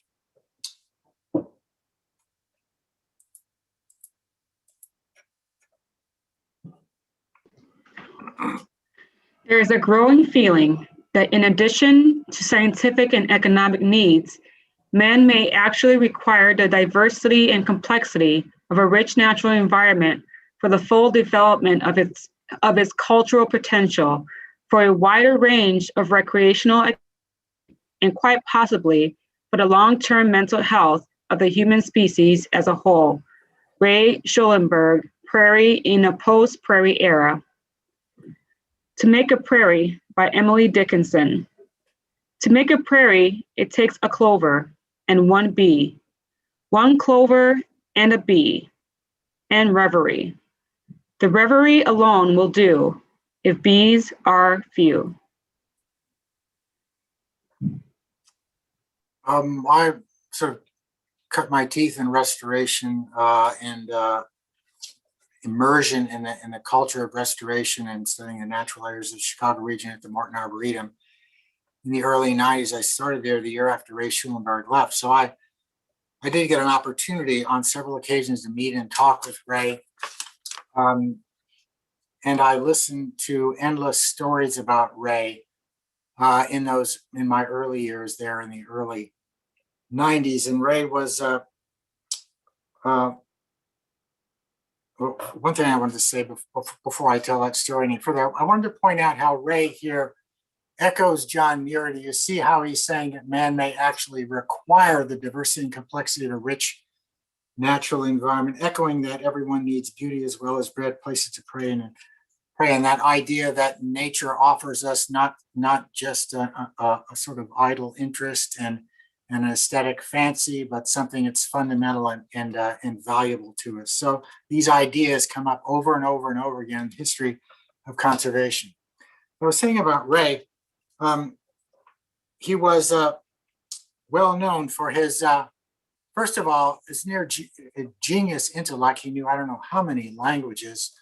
His tireless work ethic, brilliant mind, absolutely unflinching and uncompromising attention to detail in his prairie restoration. That was a labor of love for Ray personally, I believe, for 10 years before he handed it off to another Arboretum employee.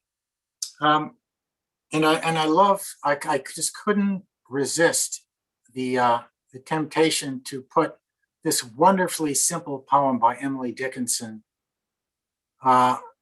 who boils prairie restoration down to just a few lines against Ray Schulenberg and his tireless work ethic and attention to every single possible tiny detail.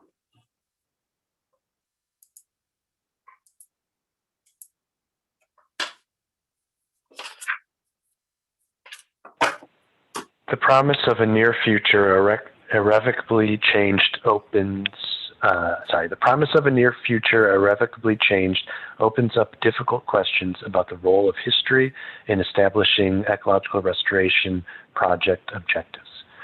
At worst, climate change might render the practice obsolete or relegate it to being an expensive hobby. Merrill Ingram, Climate Change in Context, Ecological Restoration, 2009. The usefulness of historical ecosystem conditions as targets must be set against the likelihood that restoring these historic ecosystems is unlikely to be easy or even possible in the changed biophysical conditions of the future. James A. Harris, et al., Ecological Restoration and Global Climate Change, 2006. Some months ago, it was last summer, I was asked what were the two biggest problems in ecological restoration. I thought ecological restoration faced, and I know what most of you who are involved in restoration would say would be invasive species, and on an operational level, that's certainly true. But my answer was one step back from that, and I said it was a problem of racial diversity in conservation in general and ecological restoration, because I think that impinges on our ability to grow, our absolute necessity of growing into the future. And I don't mean by 5%, I mean by large amounts. Start off by saying a tenfold growth in conservation and ecological restoration over the next few decades. How will we accomplish that if we systematically exclude certain groups of people from the conservation conversation? And the other thing I said was climate change, because this is one of those problems that will require those large groups of people to fix, particularly when we think about ecological restoration and the fact that historical ecosystems are the model in one way or another, explicitly or implicitly. They are the model. Prairies and oak savannas and prairie fens and gravel hill prairies and bur oak savannas, all of these are historical systems. They are historical ideas. And what happens when we try to make those work in what the second authors here say, that change biophysical conditions of the future. This is a huge challenge to ecological restoration. And in some cases, it will mean that we'll have to undergo radical change. We may need to change fundamentally the way we do things. And I can't predict the future, but we may need to get into the practice of assisted migration, of moving populations of plants northward in order to escape dramatic climate change. But it might work out differently. We might think that our best way forward is to hunker down and protect the communities we have here in the Chicago area to the best of our ability and try to move forward with those. Those are two, to me, both equally rational responses, probably to two slightly different scenarios, but it will require that we actively engage this issue, that we talk about it with each other, that we start getting ready today, making connections with conservation institutions to the north of us and to the south of us, and start talking about what's important to us. How important is stewarding our remnant natural areas? At what point would we abandon them if it seemed that climate change was making them obsolete? These are difficult questions and ones that we don't want to just have forced on us at some point in the future without any prior consideration. These are things we can start talking about today.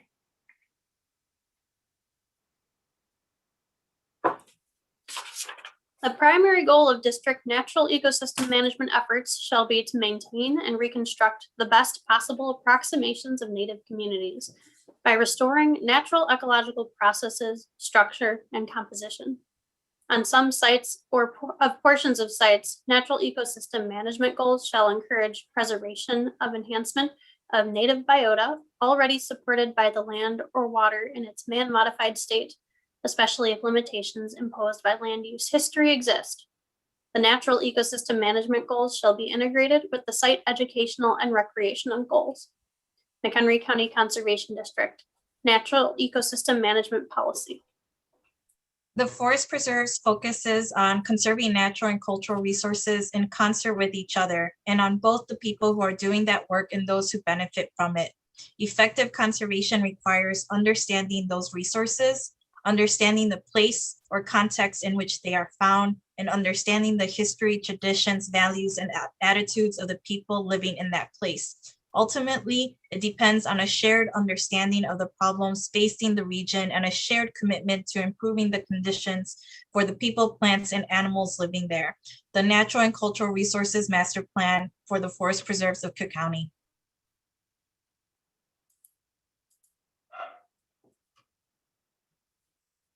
This is a group who call themselves the Water Protectors, Native American women at the first Sovereign Sisters gathering in Black Hills a few years ago.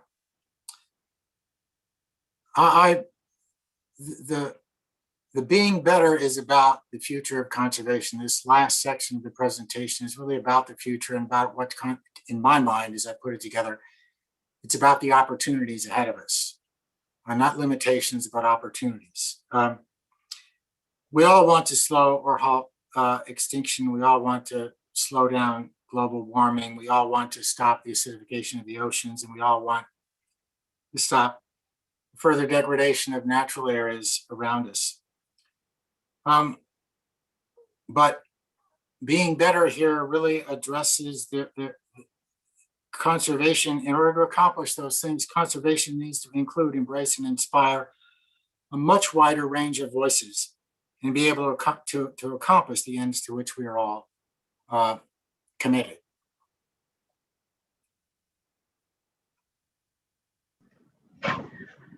When despair grows in me and I wake in the middle of the night at the least sound, in fear of what my life and my children's lives may be, I go and lie down where the wood drake rests in his beauty on the water and the great heron feeds.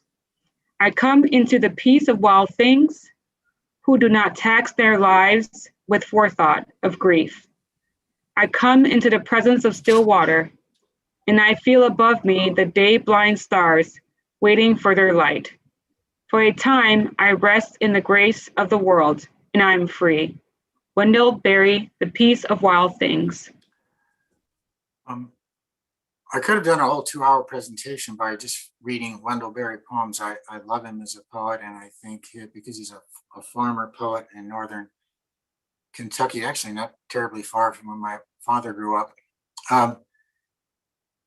His is a view of nature with human life everywhere within it. So I thought it was appropriate for this presentation today.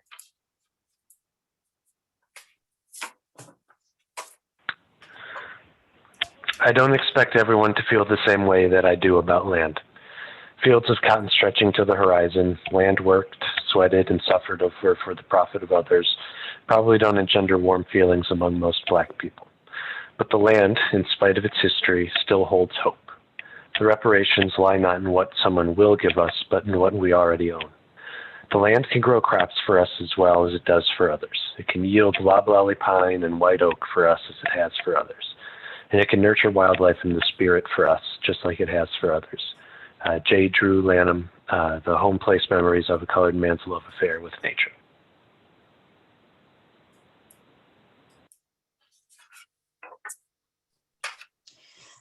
I want to stand by the river in my finest dress. I want to sing strong and hard and stomp my feet with 100 others so that the waters hum with our happiness.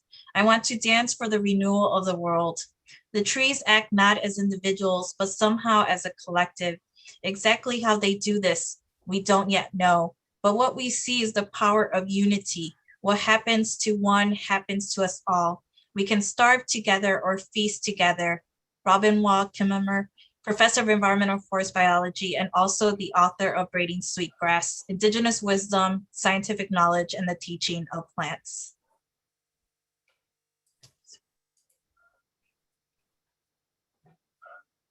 Okay. When great trees fall, rocks on distant hills shudder. Lions hunker down in tall grasses, and even elephants lumber after safety. When the great trees fall in forests, small things recoil into silence, their senses eroded beyond fear.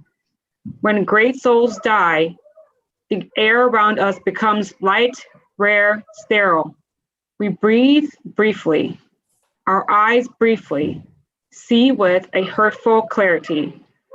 Our memory suddenly sharpened examines, gnaws on kind words unsaid, promise walks never taken.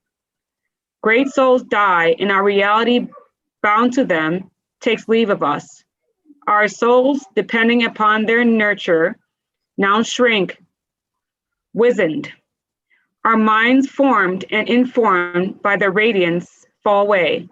We are not so much maddened as reduced to the unutterable ignorance of dark, cold caves. And when great souls die, after a period, peace blooms. Slowly and always irregularly. Spaces fill with a kind of soothing electric vibration. Our senses restored, never to be the same, whisper to us. They existed. They existed. We can be and be better. For they existed. Maya Angelou, When the Great Trees Fall.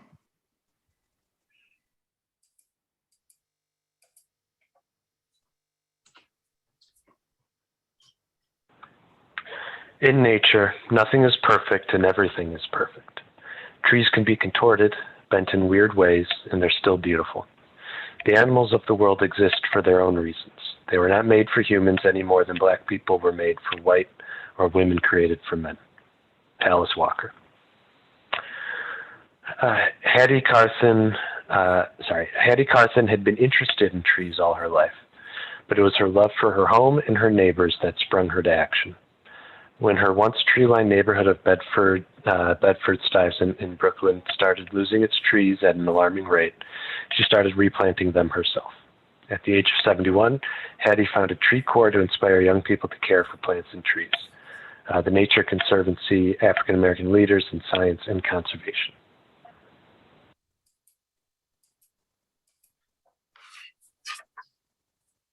Why should organizations consider gender in conservation? The conservation movement largely aims to protect nature for the well-being of people, ensuring that the users of natural resources, whether it's men or women, or boys and girls, have the right, opportunity, and ability to participate in decision-making and projects affecting those resources is a moral imperative. The ability to participate in decisions that will affect your life and livelihood is a fundamental human right. Came Westerman in Why Gender Matters in Conservation, 2017. In the long run, it is clear to me that conservation will succeed only if it can support the goal of a dignified life for all humans and non-human species. Saskatchewan, University of Connecticut, American environmentalists' racist roots have shaped global thinking about conservation.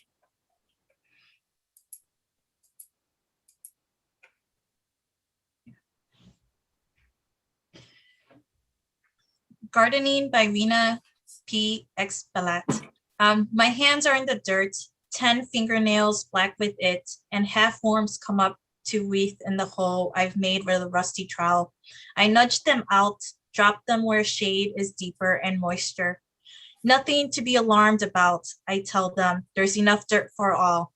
Any dirt at all will lead you into every grave you can think of with a stick long enough and time enough for digging. I reach down deep for my mother's mother. Show her tomato butt, stroke her to sleep, promising her at last enough to eat. And listen, my father's mother, midwife and singer poems that champion laughter, whose fat roses sent in my early days, under my nails, wherever I dig, still laughing. I tell her I sing roses too. My hands in dirt where she lives forever.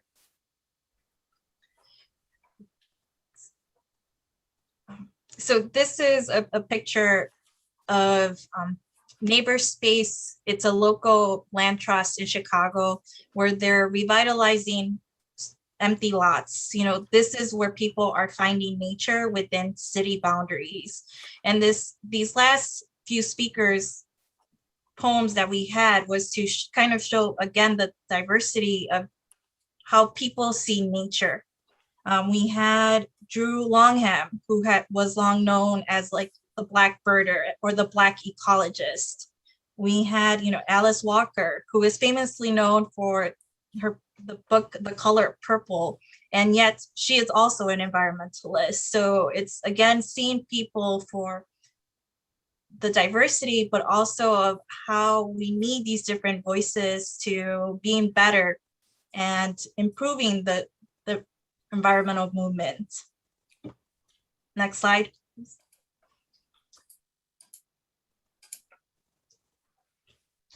Walls that divide sacred places. When Lisa Manuel was a child, her mother would take her to Quitapaquito Springs, a rare oasis amid the giant cacti and rolling hills of southwest Arizona's Sonoran deserts. For at least 10,000 years, the spring has been a vital source of water for wildlife and people, including the Tohono O'odham and Hyacinth Oldham, whose ancestral territory spans the US-Mexico border. It's been a part of my family all my life, says Manuel, a descendant from the Hyacinth Oldham. It's a beautiful place. It's a sacred place. I sit there and I pray. Audubon, the border wall has been absolutely devastating for people and wildlife. And here we come full circle. This is going on today. This is recognition that nature knows no boundaries, but yet people continue to create these false boundaries that hurts people and also nature. So if we are serious about the conservation movement, we need to recognize how racism and exclusion impacts our goals for saving these special places, because in this landscape, the Rio Grande, it's very important to Native American people, for people that live in the Rio Grande, and also for Latinos in general. So this is just showing again how history repeats itself. Next slide. I'm interested in the way that a man looks at a given landscape and takes possession of it in his blood and brain. None of us lives apart from the land entirely. Such an isolation is unimaginable. We Americans need now more than ever to imagine who and what we are with respect to the earth and sky. One effect of the technological revolution has been to uproot us from the soil. I believe we have suffered a kind of psychic dislocation of ourselves in time and space. We may be perfectly sure where we are in relation to the supermarket and the next coffee break, but I don't know that any of us know where he is in relation to the stars and to the solstices. And yet I believe that it is possible to formulate an ethical idea of land, a notion of what it is and must be in our daily lives. And that's by N. Scott Momaday, American Indian Land Ethic in 2003. Scott is a Kiowa Native American writer. Conservation in general, I mean, this is the point of this presentation. Conservation in general and ecological restoration in particular represents a journey through strange territory. I think even for us today, going back, it's through strange territory. We had no idea, for many of us, I'm talking about myself, exactly where conservation came from. Now I know a little bit better about it. I'll learn more about it next year. We can all learn more about it and understand better what we're doing. We do it together with other people, and we're all guided by a passion that is often difficult to express. I find it hard to explain myself why I do what I do, and I find when I talk to other people, they have to resort often to cliches to try to explain themselves because it's something they feel but can't quite explain. Each of us is different from the other, but our sameness is greater than our differences, and our power as conservationists is greater as we come together. Conservation has created many brilliant ideas and institutions, and I hope I carried that across today. I'm proud to be a conservationist. I'm proud of the institutions of conservation. Seeing limitations, seeing flaws, seeing wrong turns doesn't mean that there's something fundamentally wrong with conservation. It means that there's things we can recognize, understand, and change as we move into the future. And most importantly, we can start to address those ills today and tomorrow. All it takes is honesty, humility, thankfulness, and courage. Thank you.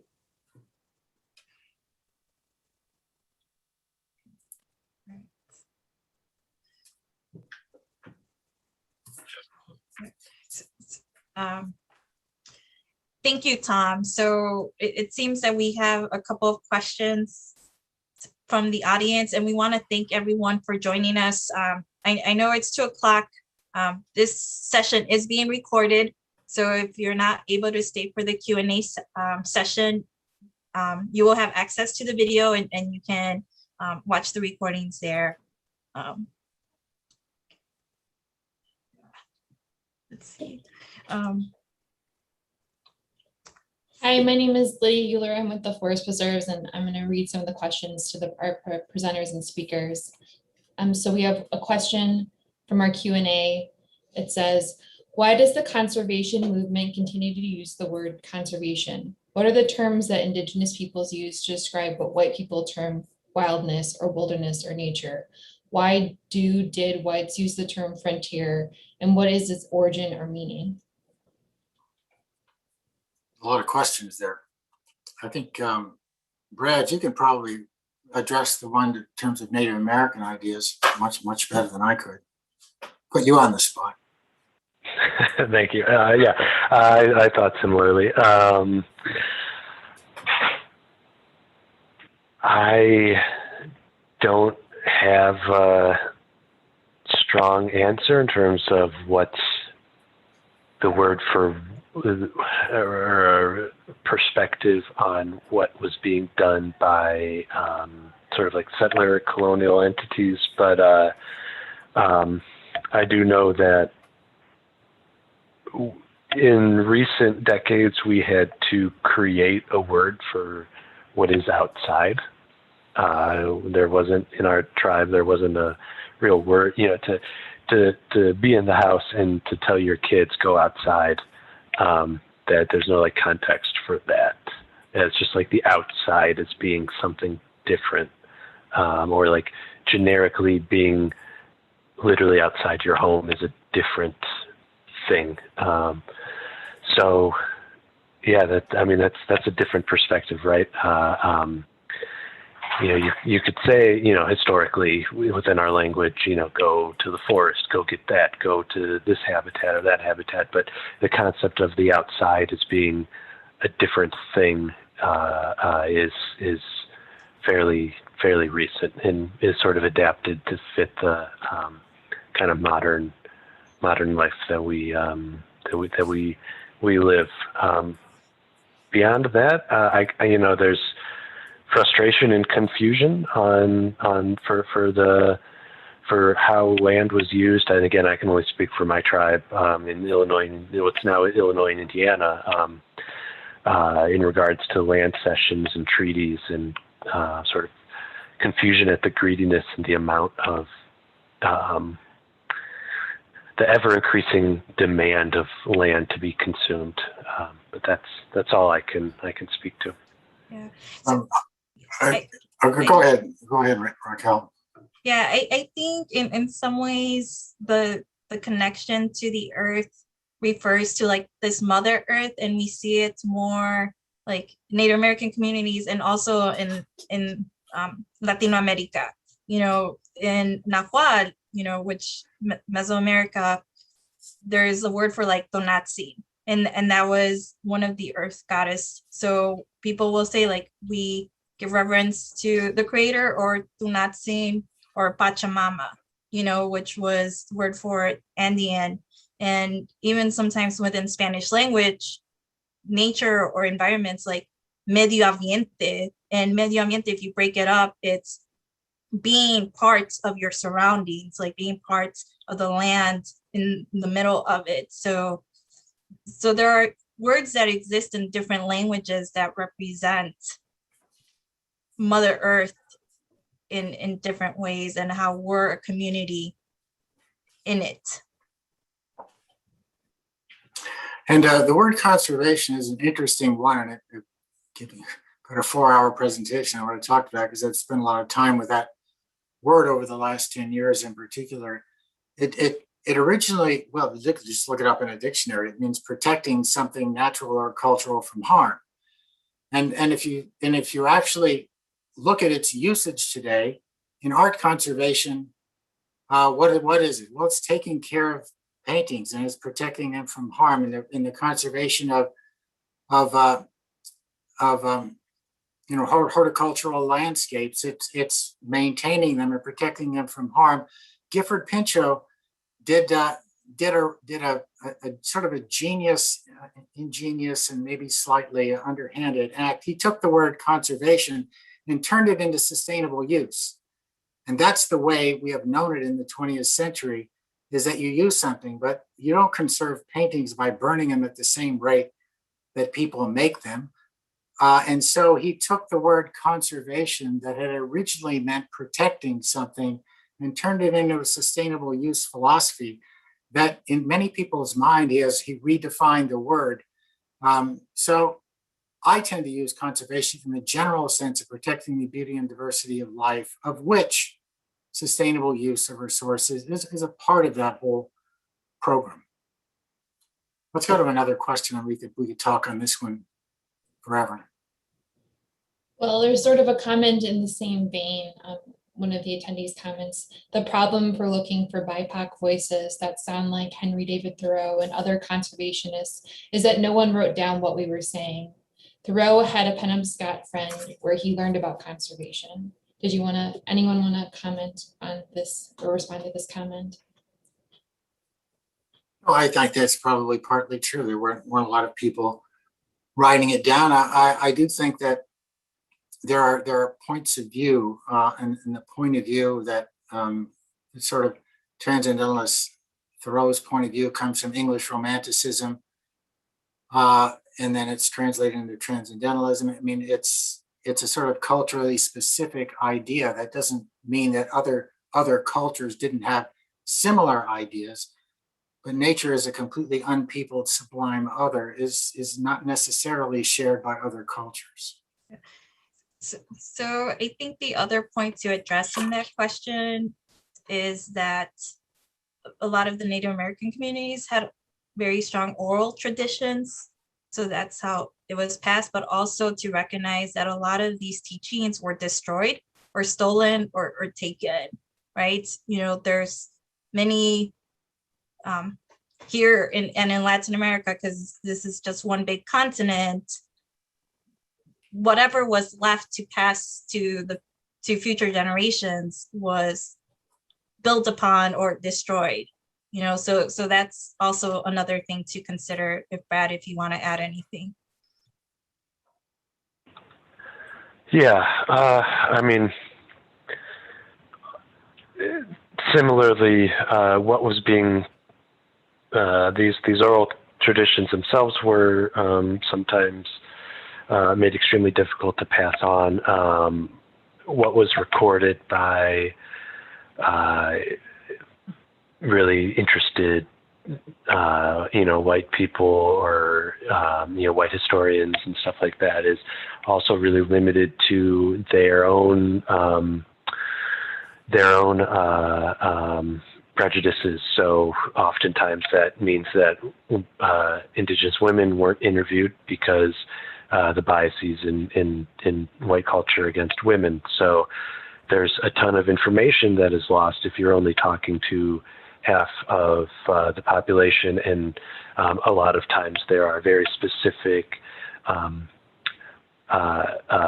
bits of knowledge that overlap between men and women in Indigenous communities, but there may be practices and stuff that one does not discuss while the other does discuss freely. So there's a lot of different ways in which recording this information in ways that we are used to having that information now, it just was now recorded or slipped through the cracks.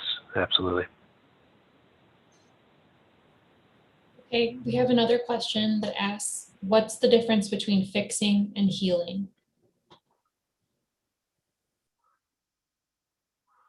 Well, I mean, to me, the word healing, it talks about, is a part of an organismal metaphor. If we're talking about ecosystems or plant community, it's a part of an organismal metaphor, and therefore the change is interdirected to me. But then again, I mean, if you use it in that, well, yeah, it has to do with health. So I would say it's more interdirected. Fixing, I mean, it's fairly mechanical sort of word. It could be used synonymously, but I think the healing part is a part of that organismal metaphor. Yeah, that's about the best answer I could give.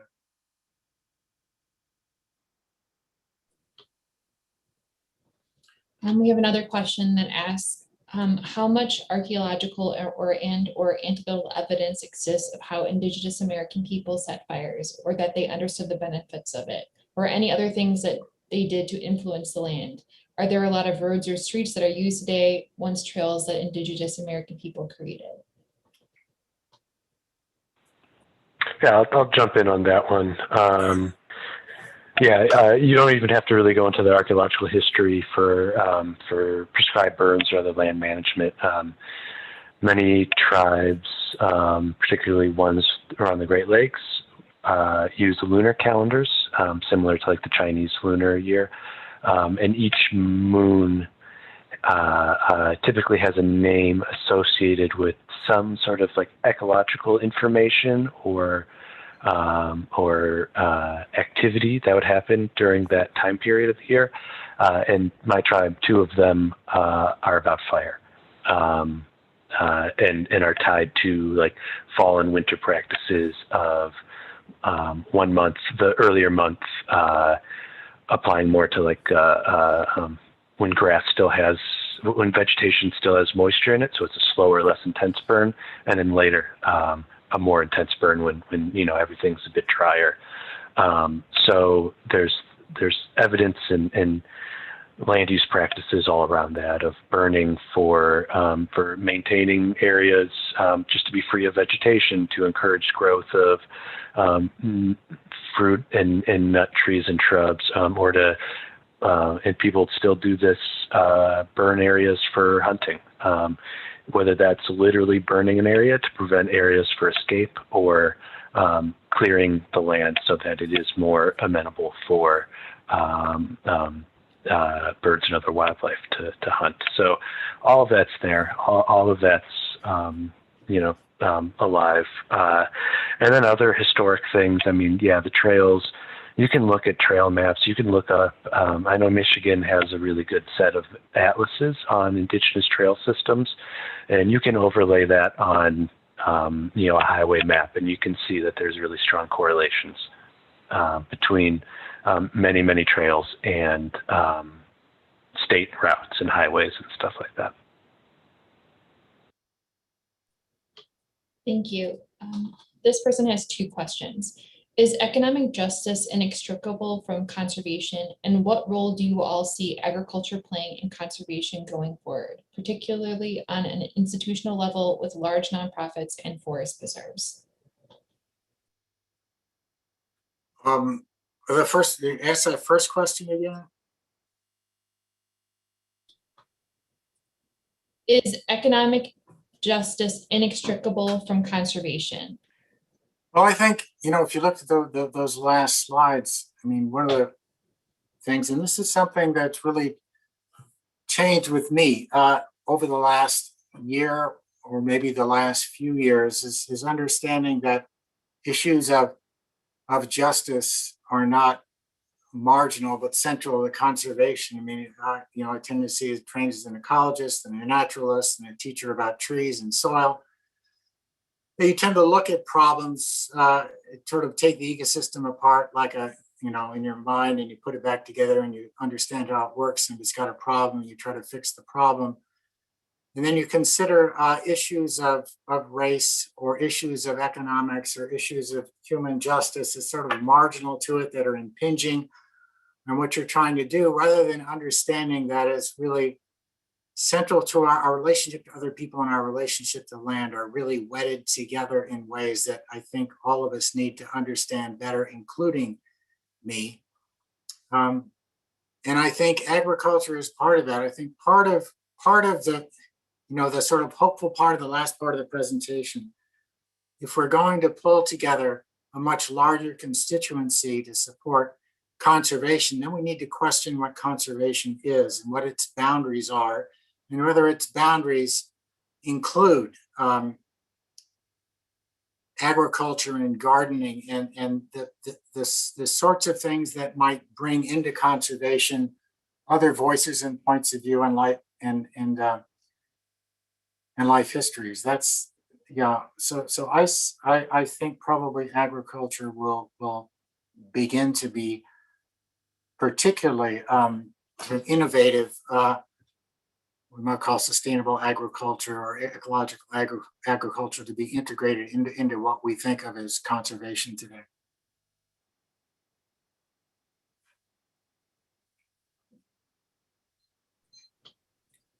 Another question is, is it appropriate for white suburban restorationists to seek to become involved in urban revitalization efforts being done by people of color? If so, what is the best approach to those efforts? Sorry, the best way to approach those efforts. Yeah. So I think that's a really good question. And one of the response to that is for, if people are interested in that, to attend the next part of this racial equity series, where we kind of dig into planting seeds, growing racial equity, and giving insights on how to work with the BIPOC community, or to further understand environmentalism from a BIPOC point of lens. I will be one of the presenters along with my co-host, co-presenter Nagina Malsi. So, register for April 1st.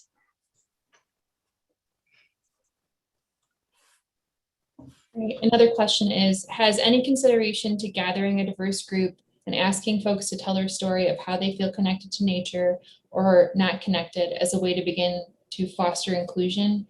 And if this proves informative, widening this call for stories to a larger community? So a lot of that has been done, where people have shared stories. And I think it's also, you can ask yourself why you may not be exposed to the stories, or why you may not be hearing them. Is it because of who you're talking to, or is it that you're not searching for it? I think this presentation is well done because Tom, reached out to me and we had this conversation, but also he's started looking for them for these stories and found them.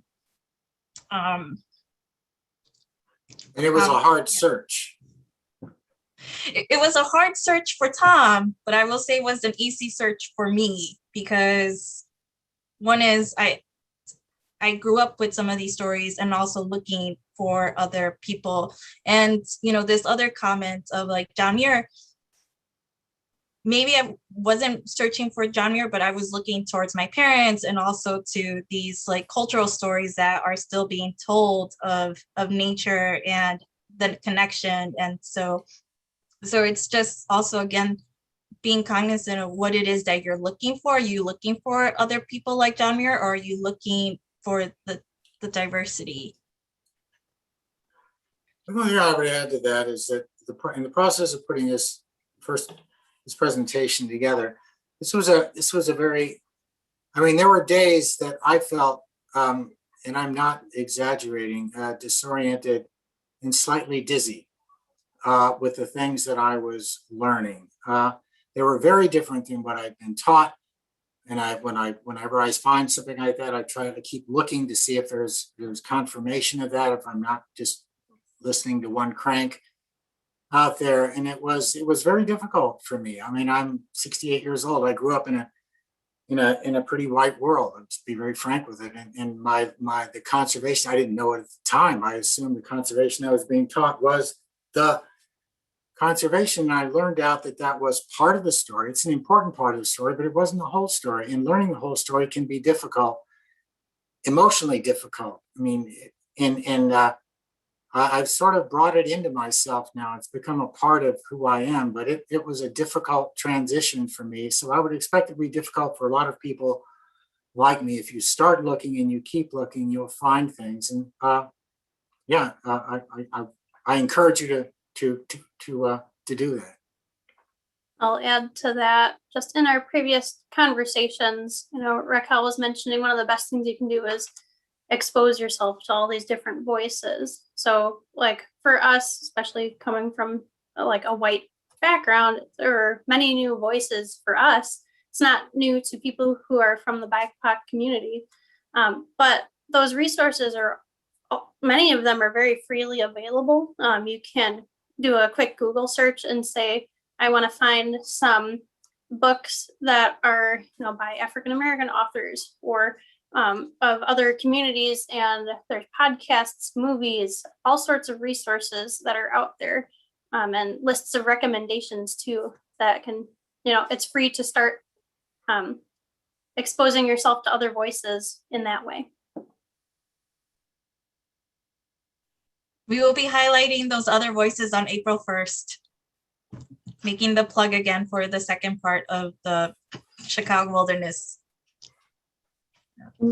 We have another question. This one is directed to Dr. Simpson. What are your thoughts on conservation as a way of healing and healthcare versus pharmaceuticals? If the patient can tolerate or understand a new natural approach, and do you think it should be used more often due to its natural healing abilities?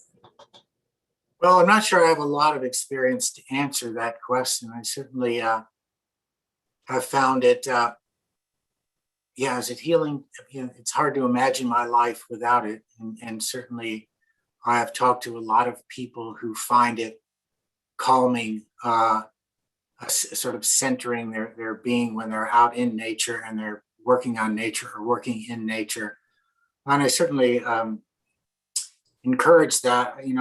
I'm not a doctor, so I can't really get off and, well, not that kind of doctor. When they give you a PhD, they don't let you expert on everything. So I can't, speak to any detailed medical effects, but it certainly has been hugely important to me and to a lot of people I know. So sorry if that's not a complete answer. Yeah. So I'll add to that there is also a movement to decriminalize nature. So that way also people are able to practice their traditional medicines. And, there's also consequences to that where it's not being used maybe by those people whose tradition includes those medicines, but some of the criminalization of certain remedies were also to withhold power or to take away knowledge from people who practice that. I myself and my family both use traditional and medicines of like herbs, going to curanderos or shamans, and also going to doctors, because we know that the spirit, body, and mind are one. And sometimes Western doctors only focus on one piece. And I think it's good to try to look at things holistically and to find what it is works for you and what makes you feel better, so. Thank you. We have one final question, and it's very long, so bear with me as I read it. From reading and research I've done, I get the impression that the setting aside of natural areas during the late 19th century was largely about saving trees for lumber, for buildings and railroads, etc., that were needed to help the westward movement of the USA at that time. If my interpretation is accurate, if utilitarian's idea of the greatest good for the land was to provide lumber instead of preserve nature, then how did the motive change? How did it switch to a motive that the progressive movement might have held, i.e. the preserving nature is about preserving ecosystems and the environment and helping the mental, emotional, and physical health of people? What were some of the big events that shifted that motivation for preserving natural areas? There are a couple of answers to that. One is that conservation really starts off from two different sources, and Muir and Pinchot are the poster boys for those two sources. They certainly weren't alone. So, the original national parks movement, I used to teach a course on this long ago. There was called a worthless land thesis. And what it was that the initial national parks, the defense in the halls of Congress, when they were trying to get these acts passed to establish the parks, they had to more or less convince the legislators that this land really wasn't useful for anything else. So we might as well make a park out of it. And it was and again, that sort of monumental idea that we didn't have the pyramids and Chartres Cathedral and Notre Dame, but we had these amazing American landscapes, and they became our sort of iconic cultural symbols, so that Niagara Falls, symbols of America in a way that we could hold them up to Europe as something of equal value. And so both of those things involved, in the first national parks movement. And the parks movement really, as it progressed pretty rapidly by the 1880s and 90s, had begun to take on that John Muir's point of view. And again, Muir called himself a transcendentalist. When you look at Muir's rhetoric, it's often repeating lines from Thoreau and Emerson. So there's that. And then there's the utilitarian perspective that comes about right about the same time. And that's really Gifford Pinchot. He's a European trained forester and friend of Roosevelt. And so these are two sources of conservation that are both valid and a part. And both of them are part of the progressive movement. The progressive movement embraced both of them because they both involve the government taking an active role in taking land out of circulation so it couldn't be settled on and used by industry and private uses. It was set apart for the good of the people. Whether that good had to do with a sort of psychological or emotional good of people with the preservation of parks, or whether it had to do with the good of the people in terms of supplying resources like timber. They were both about supplying people with important things, and they were both a part of the progressive movement. I'm not sure that was a long question. I might have missed part of it there. Yeah. So Lydia, I do want to add again to that other question that was asked about if white people should join this, join BIPOC restoration groups or nature. And I think that group will state that, for instance, I am the founder of Environmentalists of Color network here locally in Chicago, and we have both inclusive and exclusive events. And inclusive is that it's everyone, it's open to white allies, people of color. And then we also have exclusive events where it's just centered on people of color, and some of that is done to provide safe space, but also for it not to be overwhelmingly white, you know. So I think that in those situations you can ask, or you can read, you know, is this stewardship day open to everyone else? I lead also Latino stewardship days in the forest preserves, and it's centered around Latinos. We also have, you know, Asians, African Americans volunteer, and then we also do have white people come to volunteer with us, and that's fine. But if it becomes 20 white people and then 15 Latinos, I may say, like, you know what, here are some other stewardship days you can go to white volunteers. But, you know, the people who come are also white allies as well. So you have to kind of navigate that. And if you're unsure, you should ask the question, like, is it appropriate for me to be here?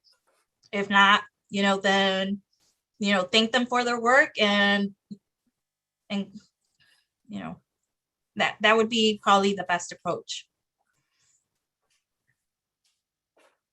That's all the questions that were in the Q&A, and we're just at about time. So Okay. thank you everyone for. Yeah. I want to thank everyone for coming today. Yeah. All right, thank you. Thank you, everyone.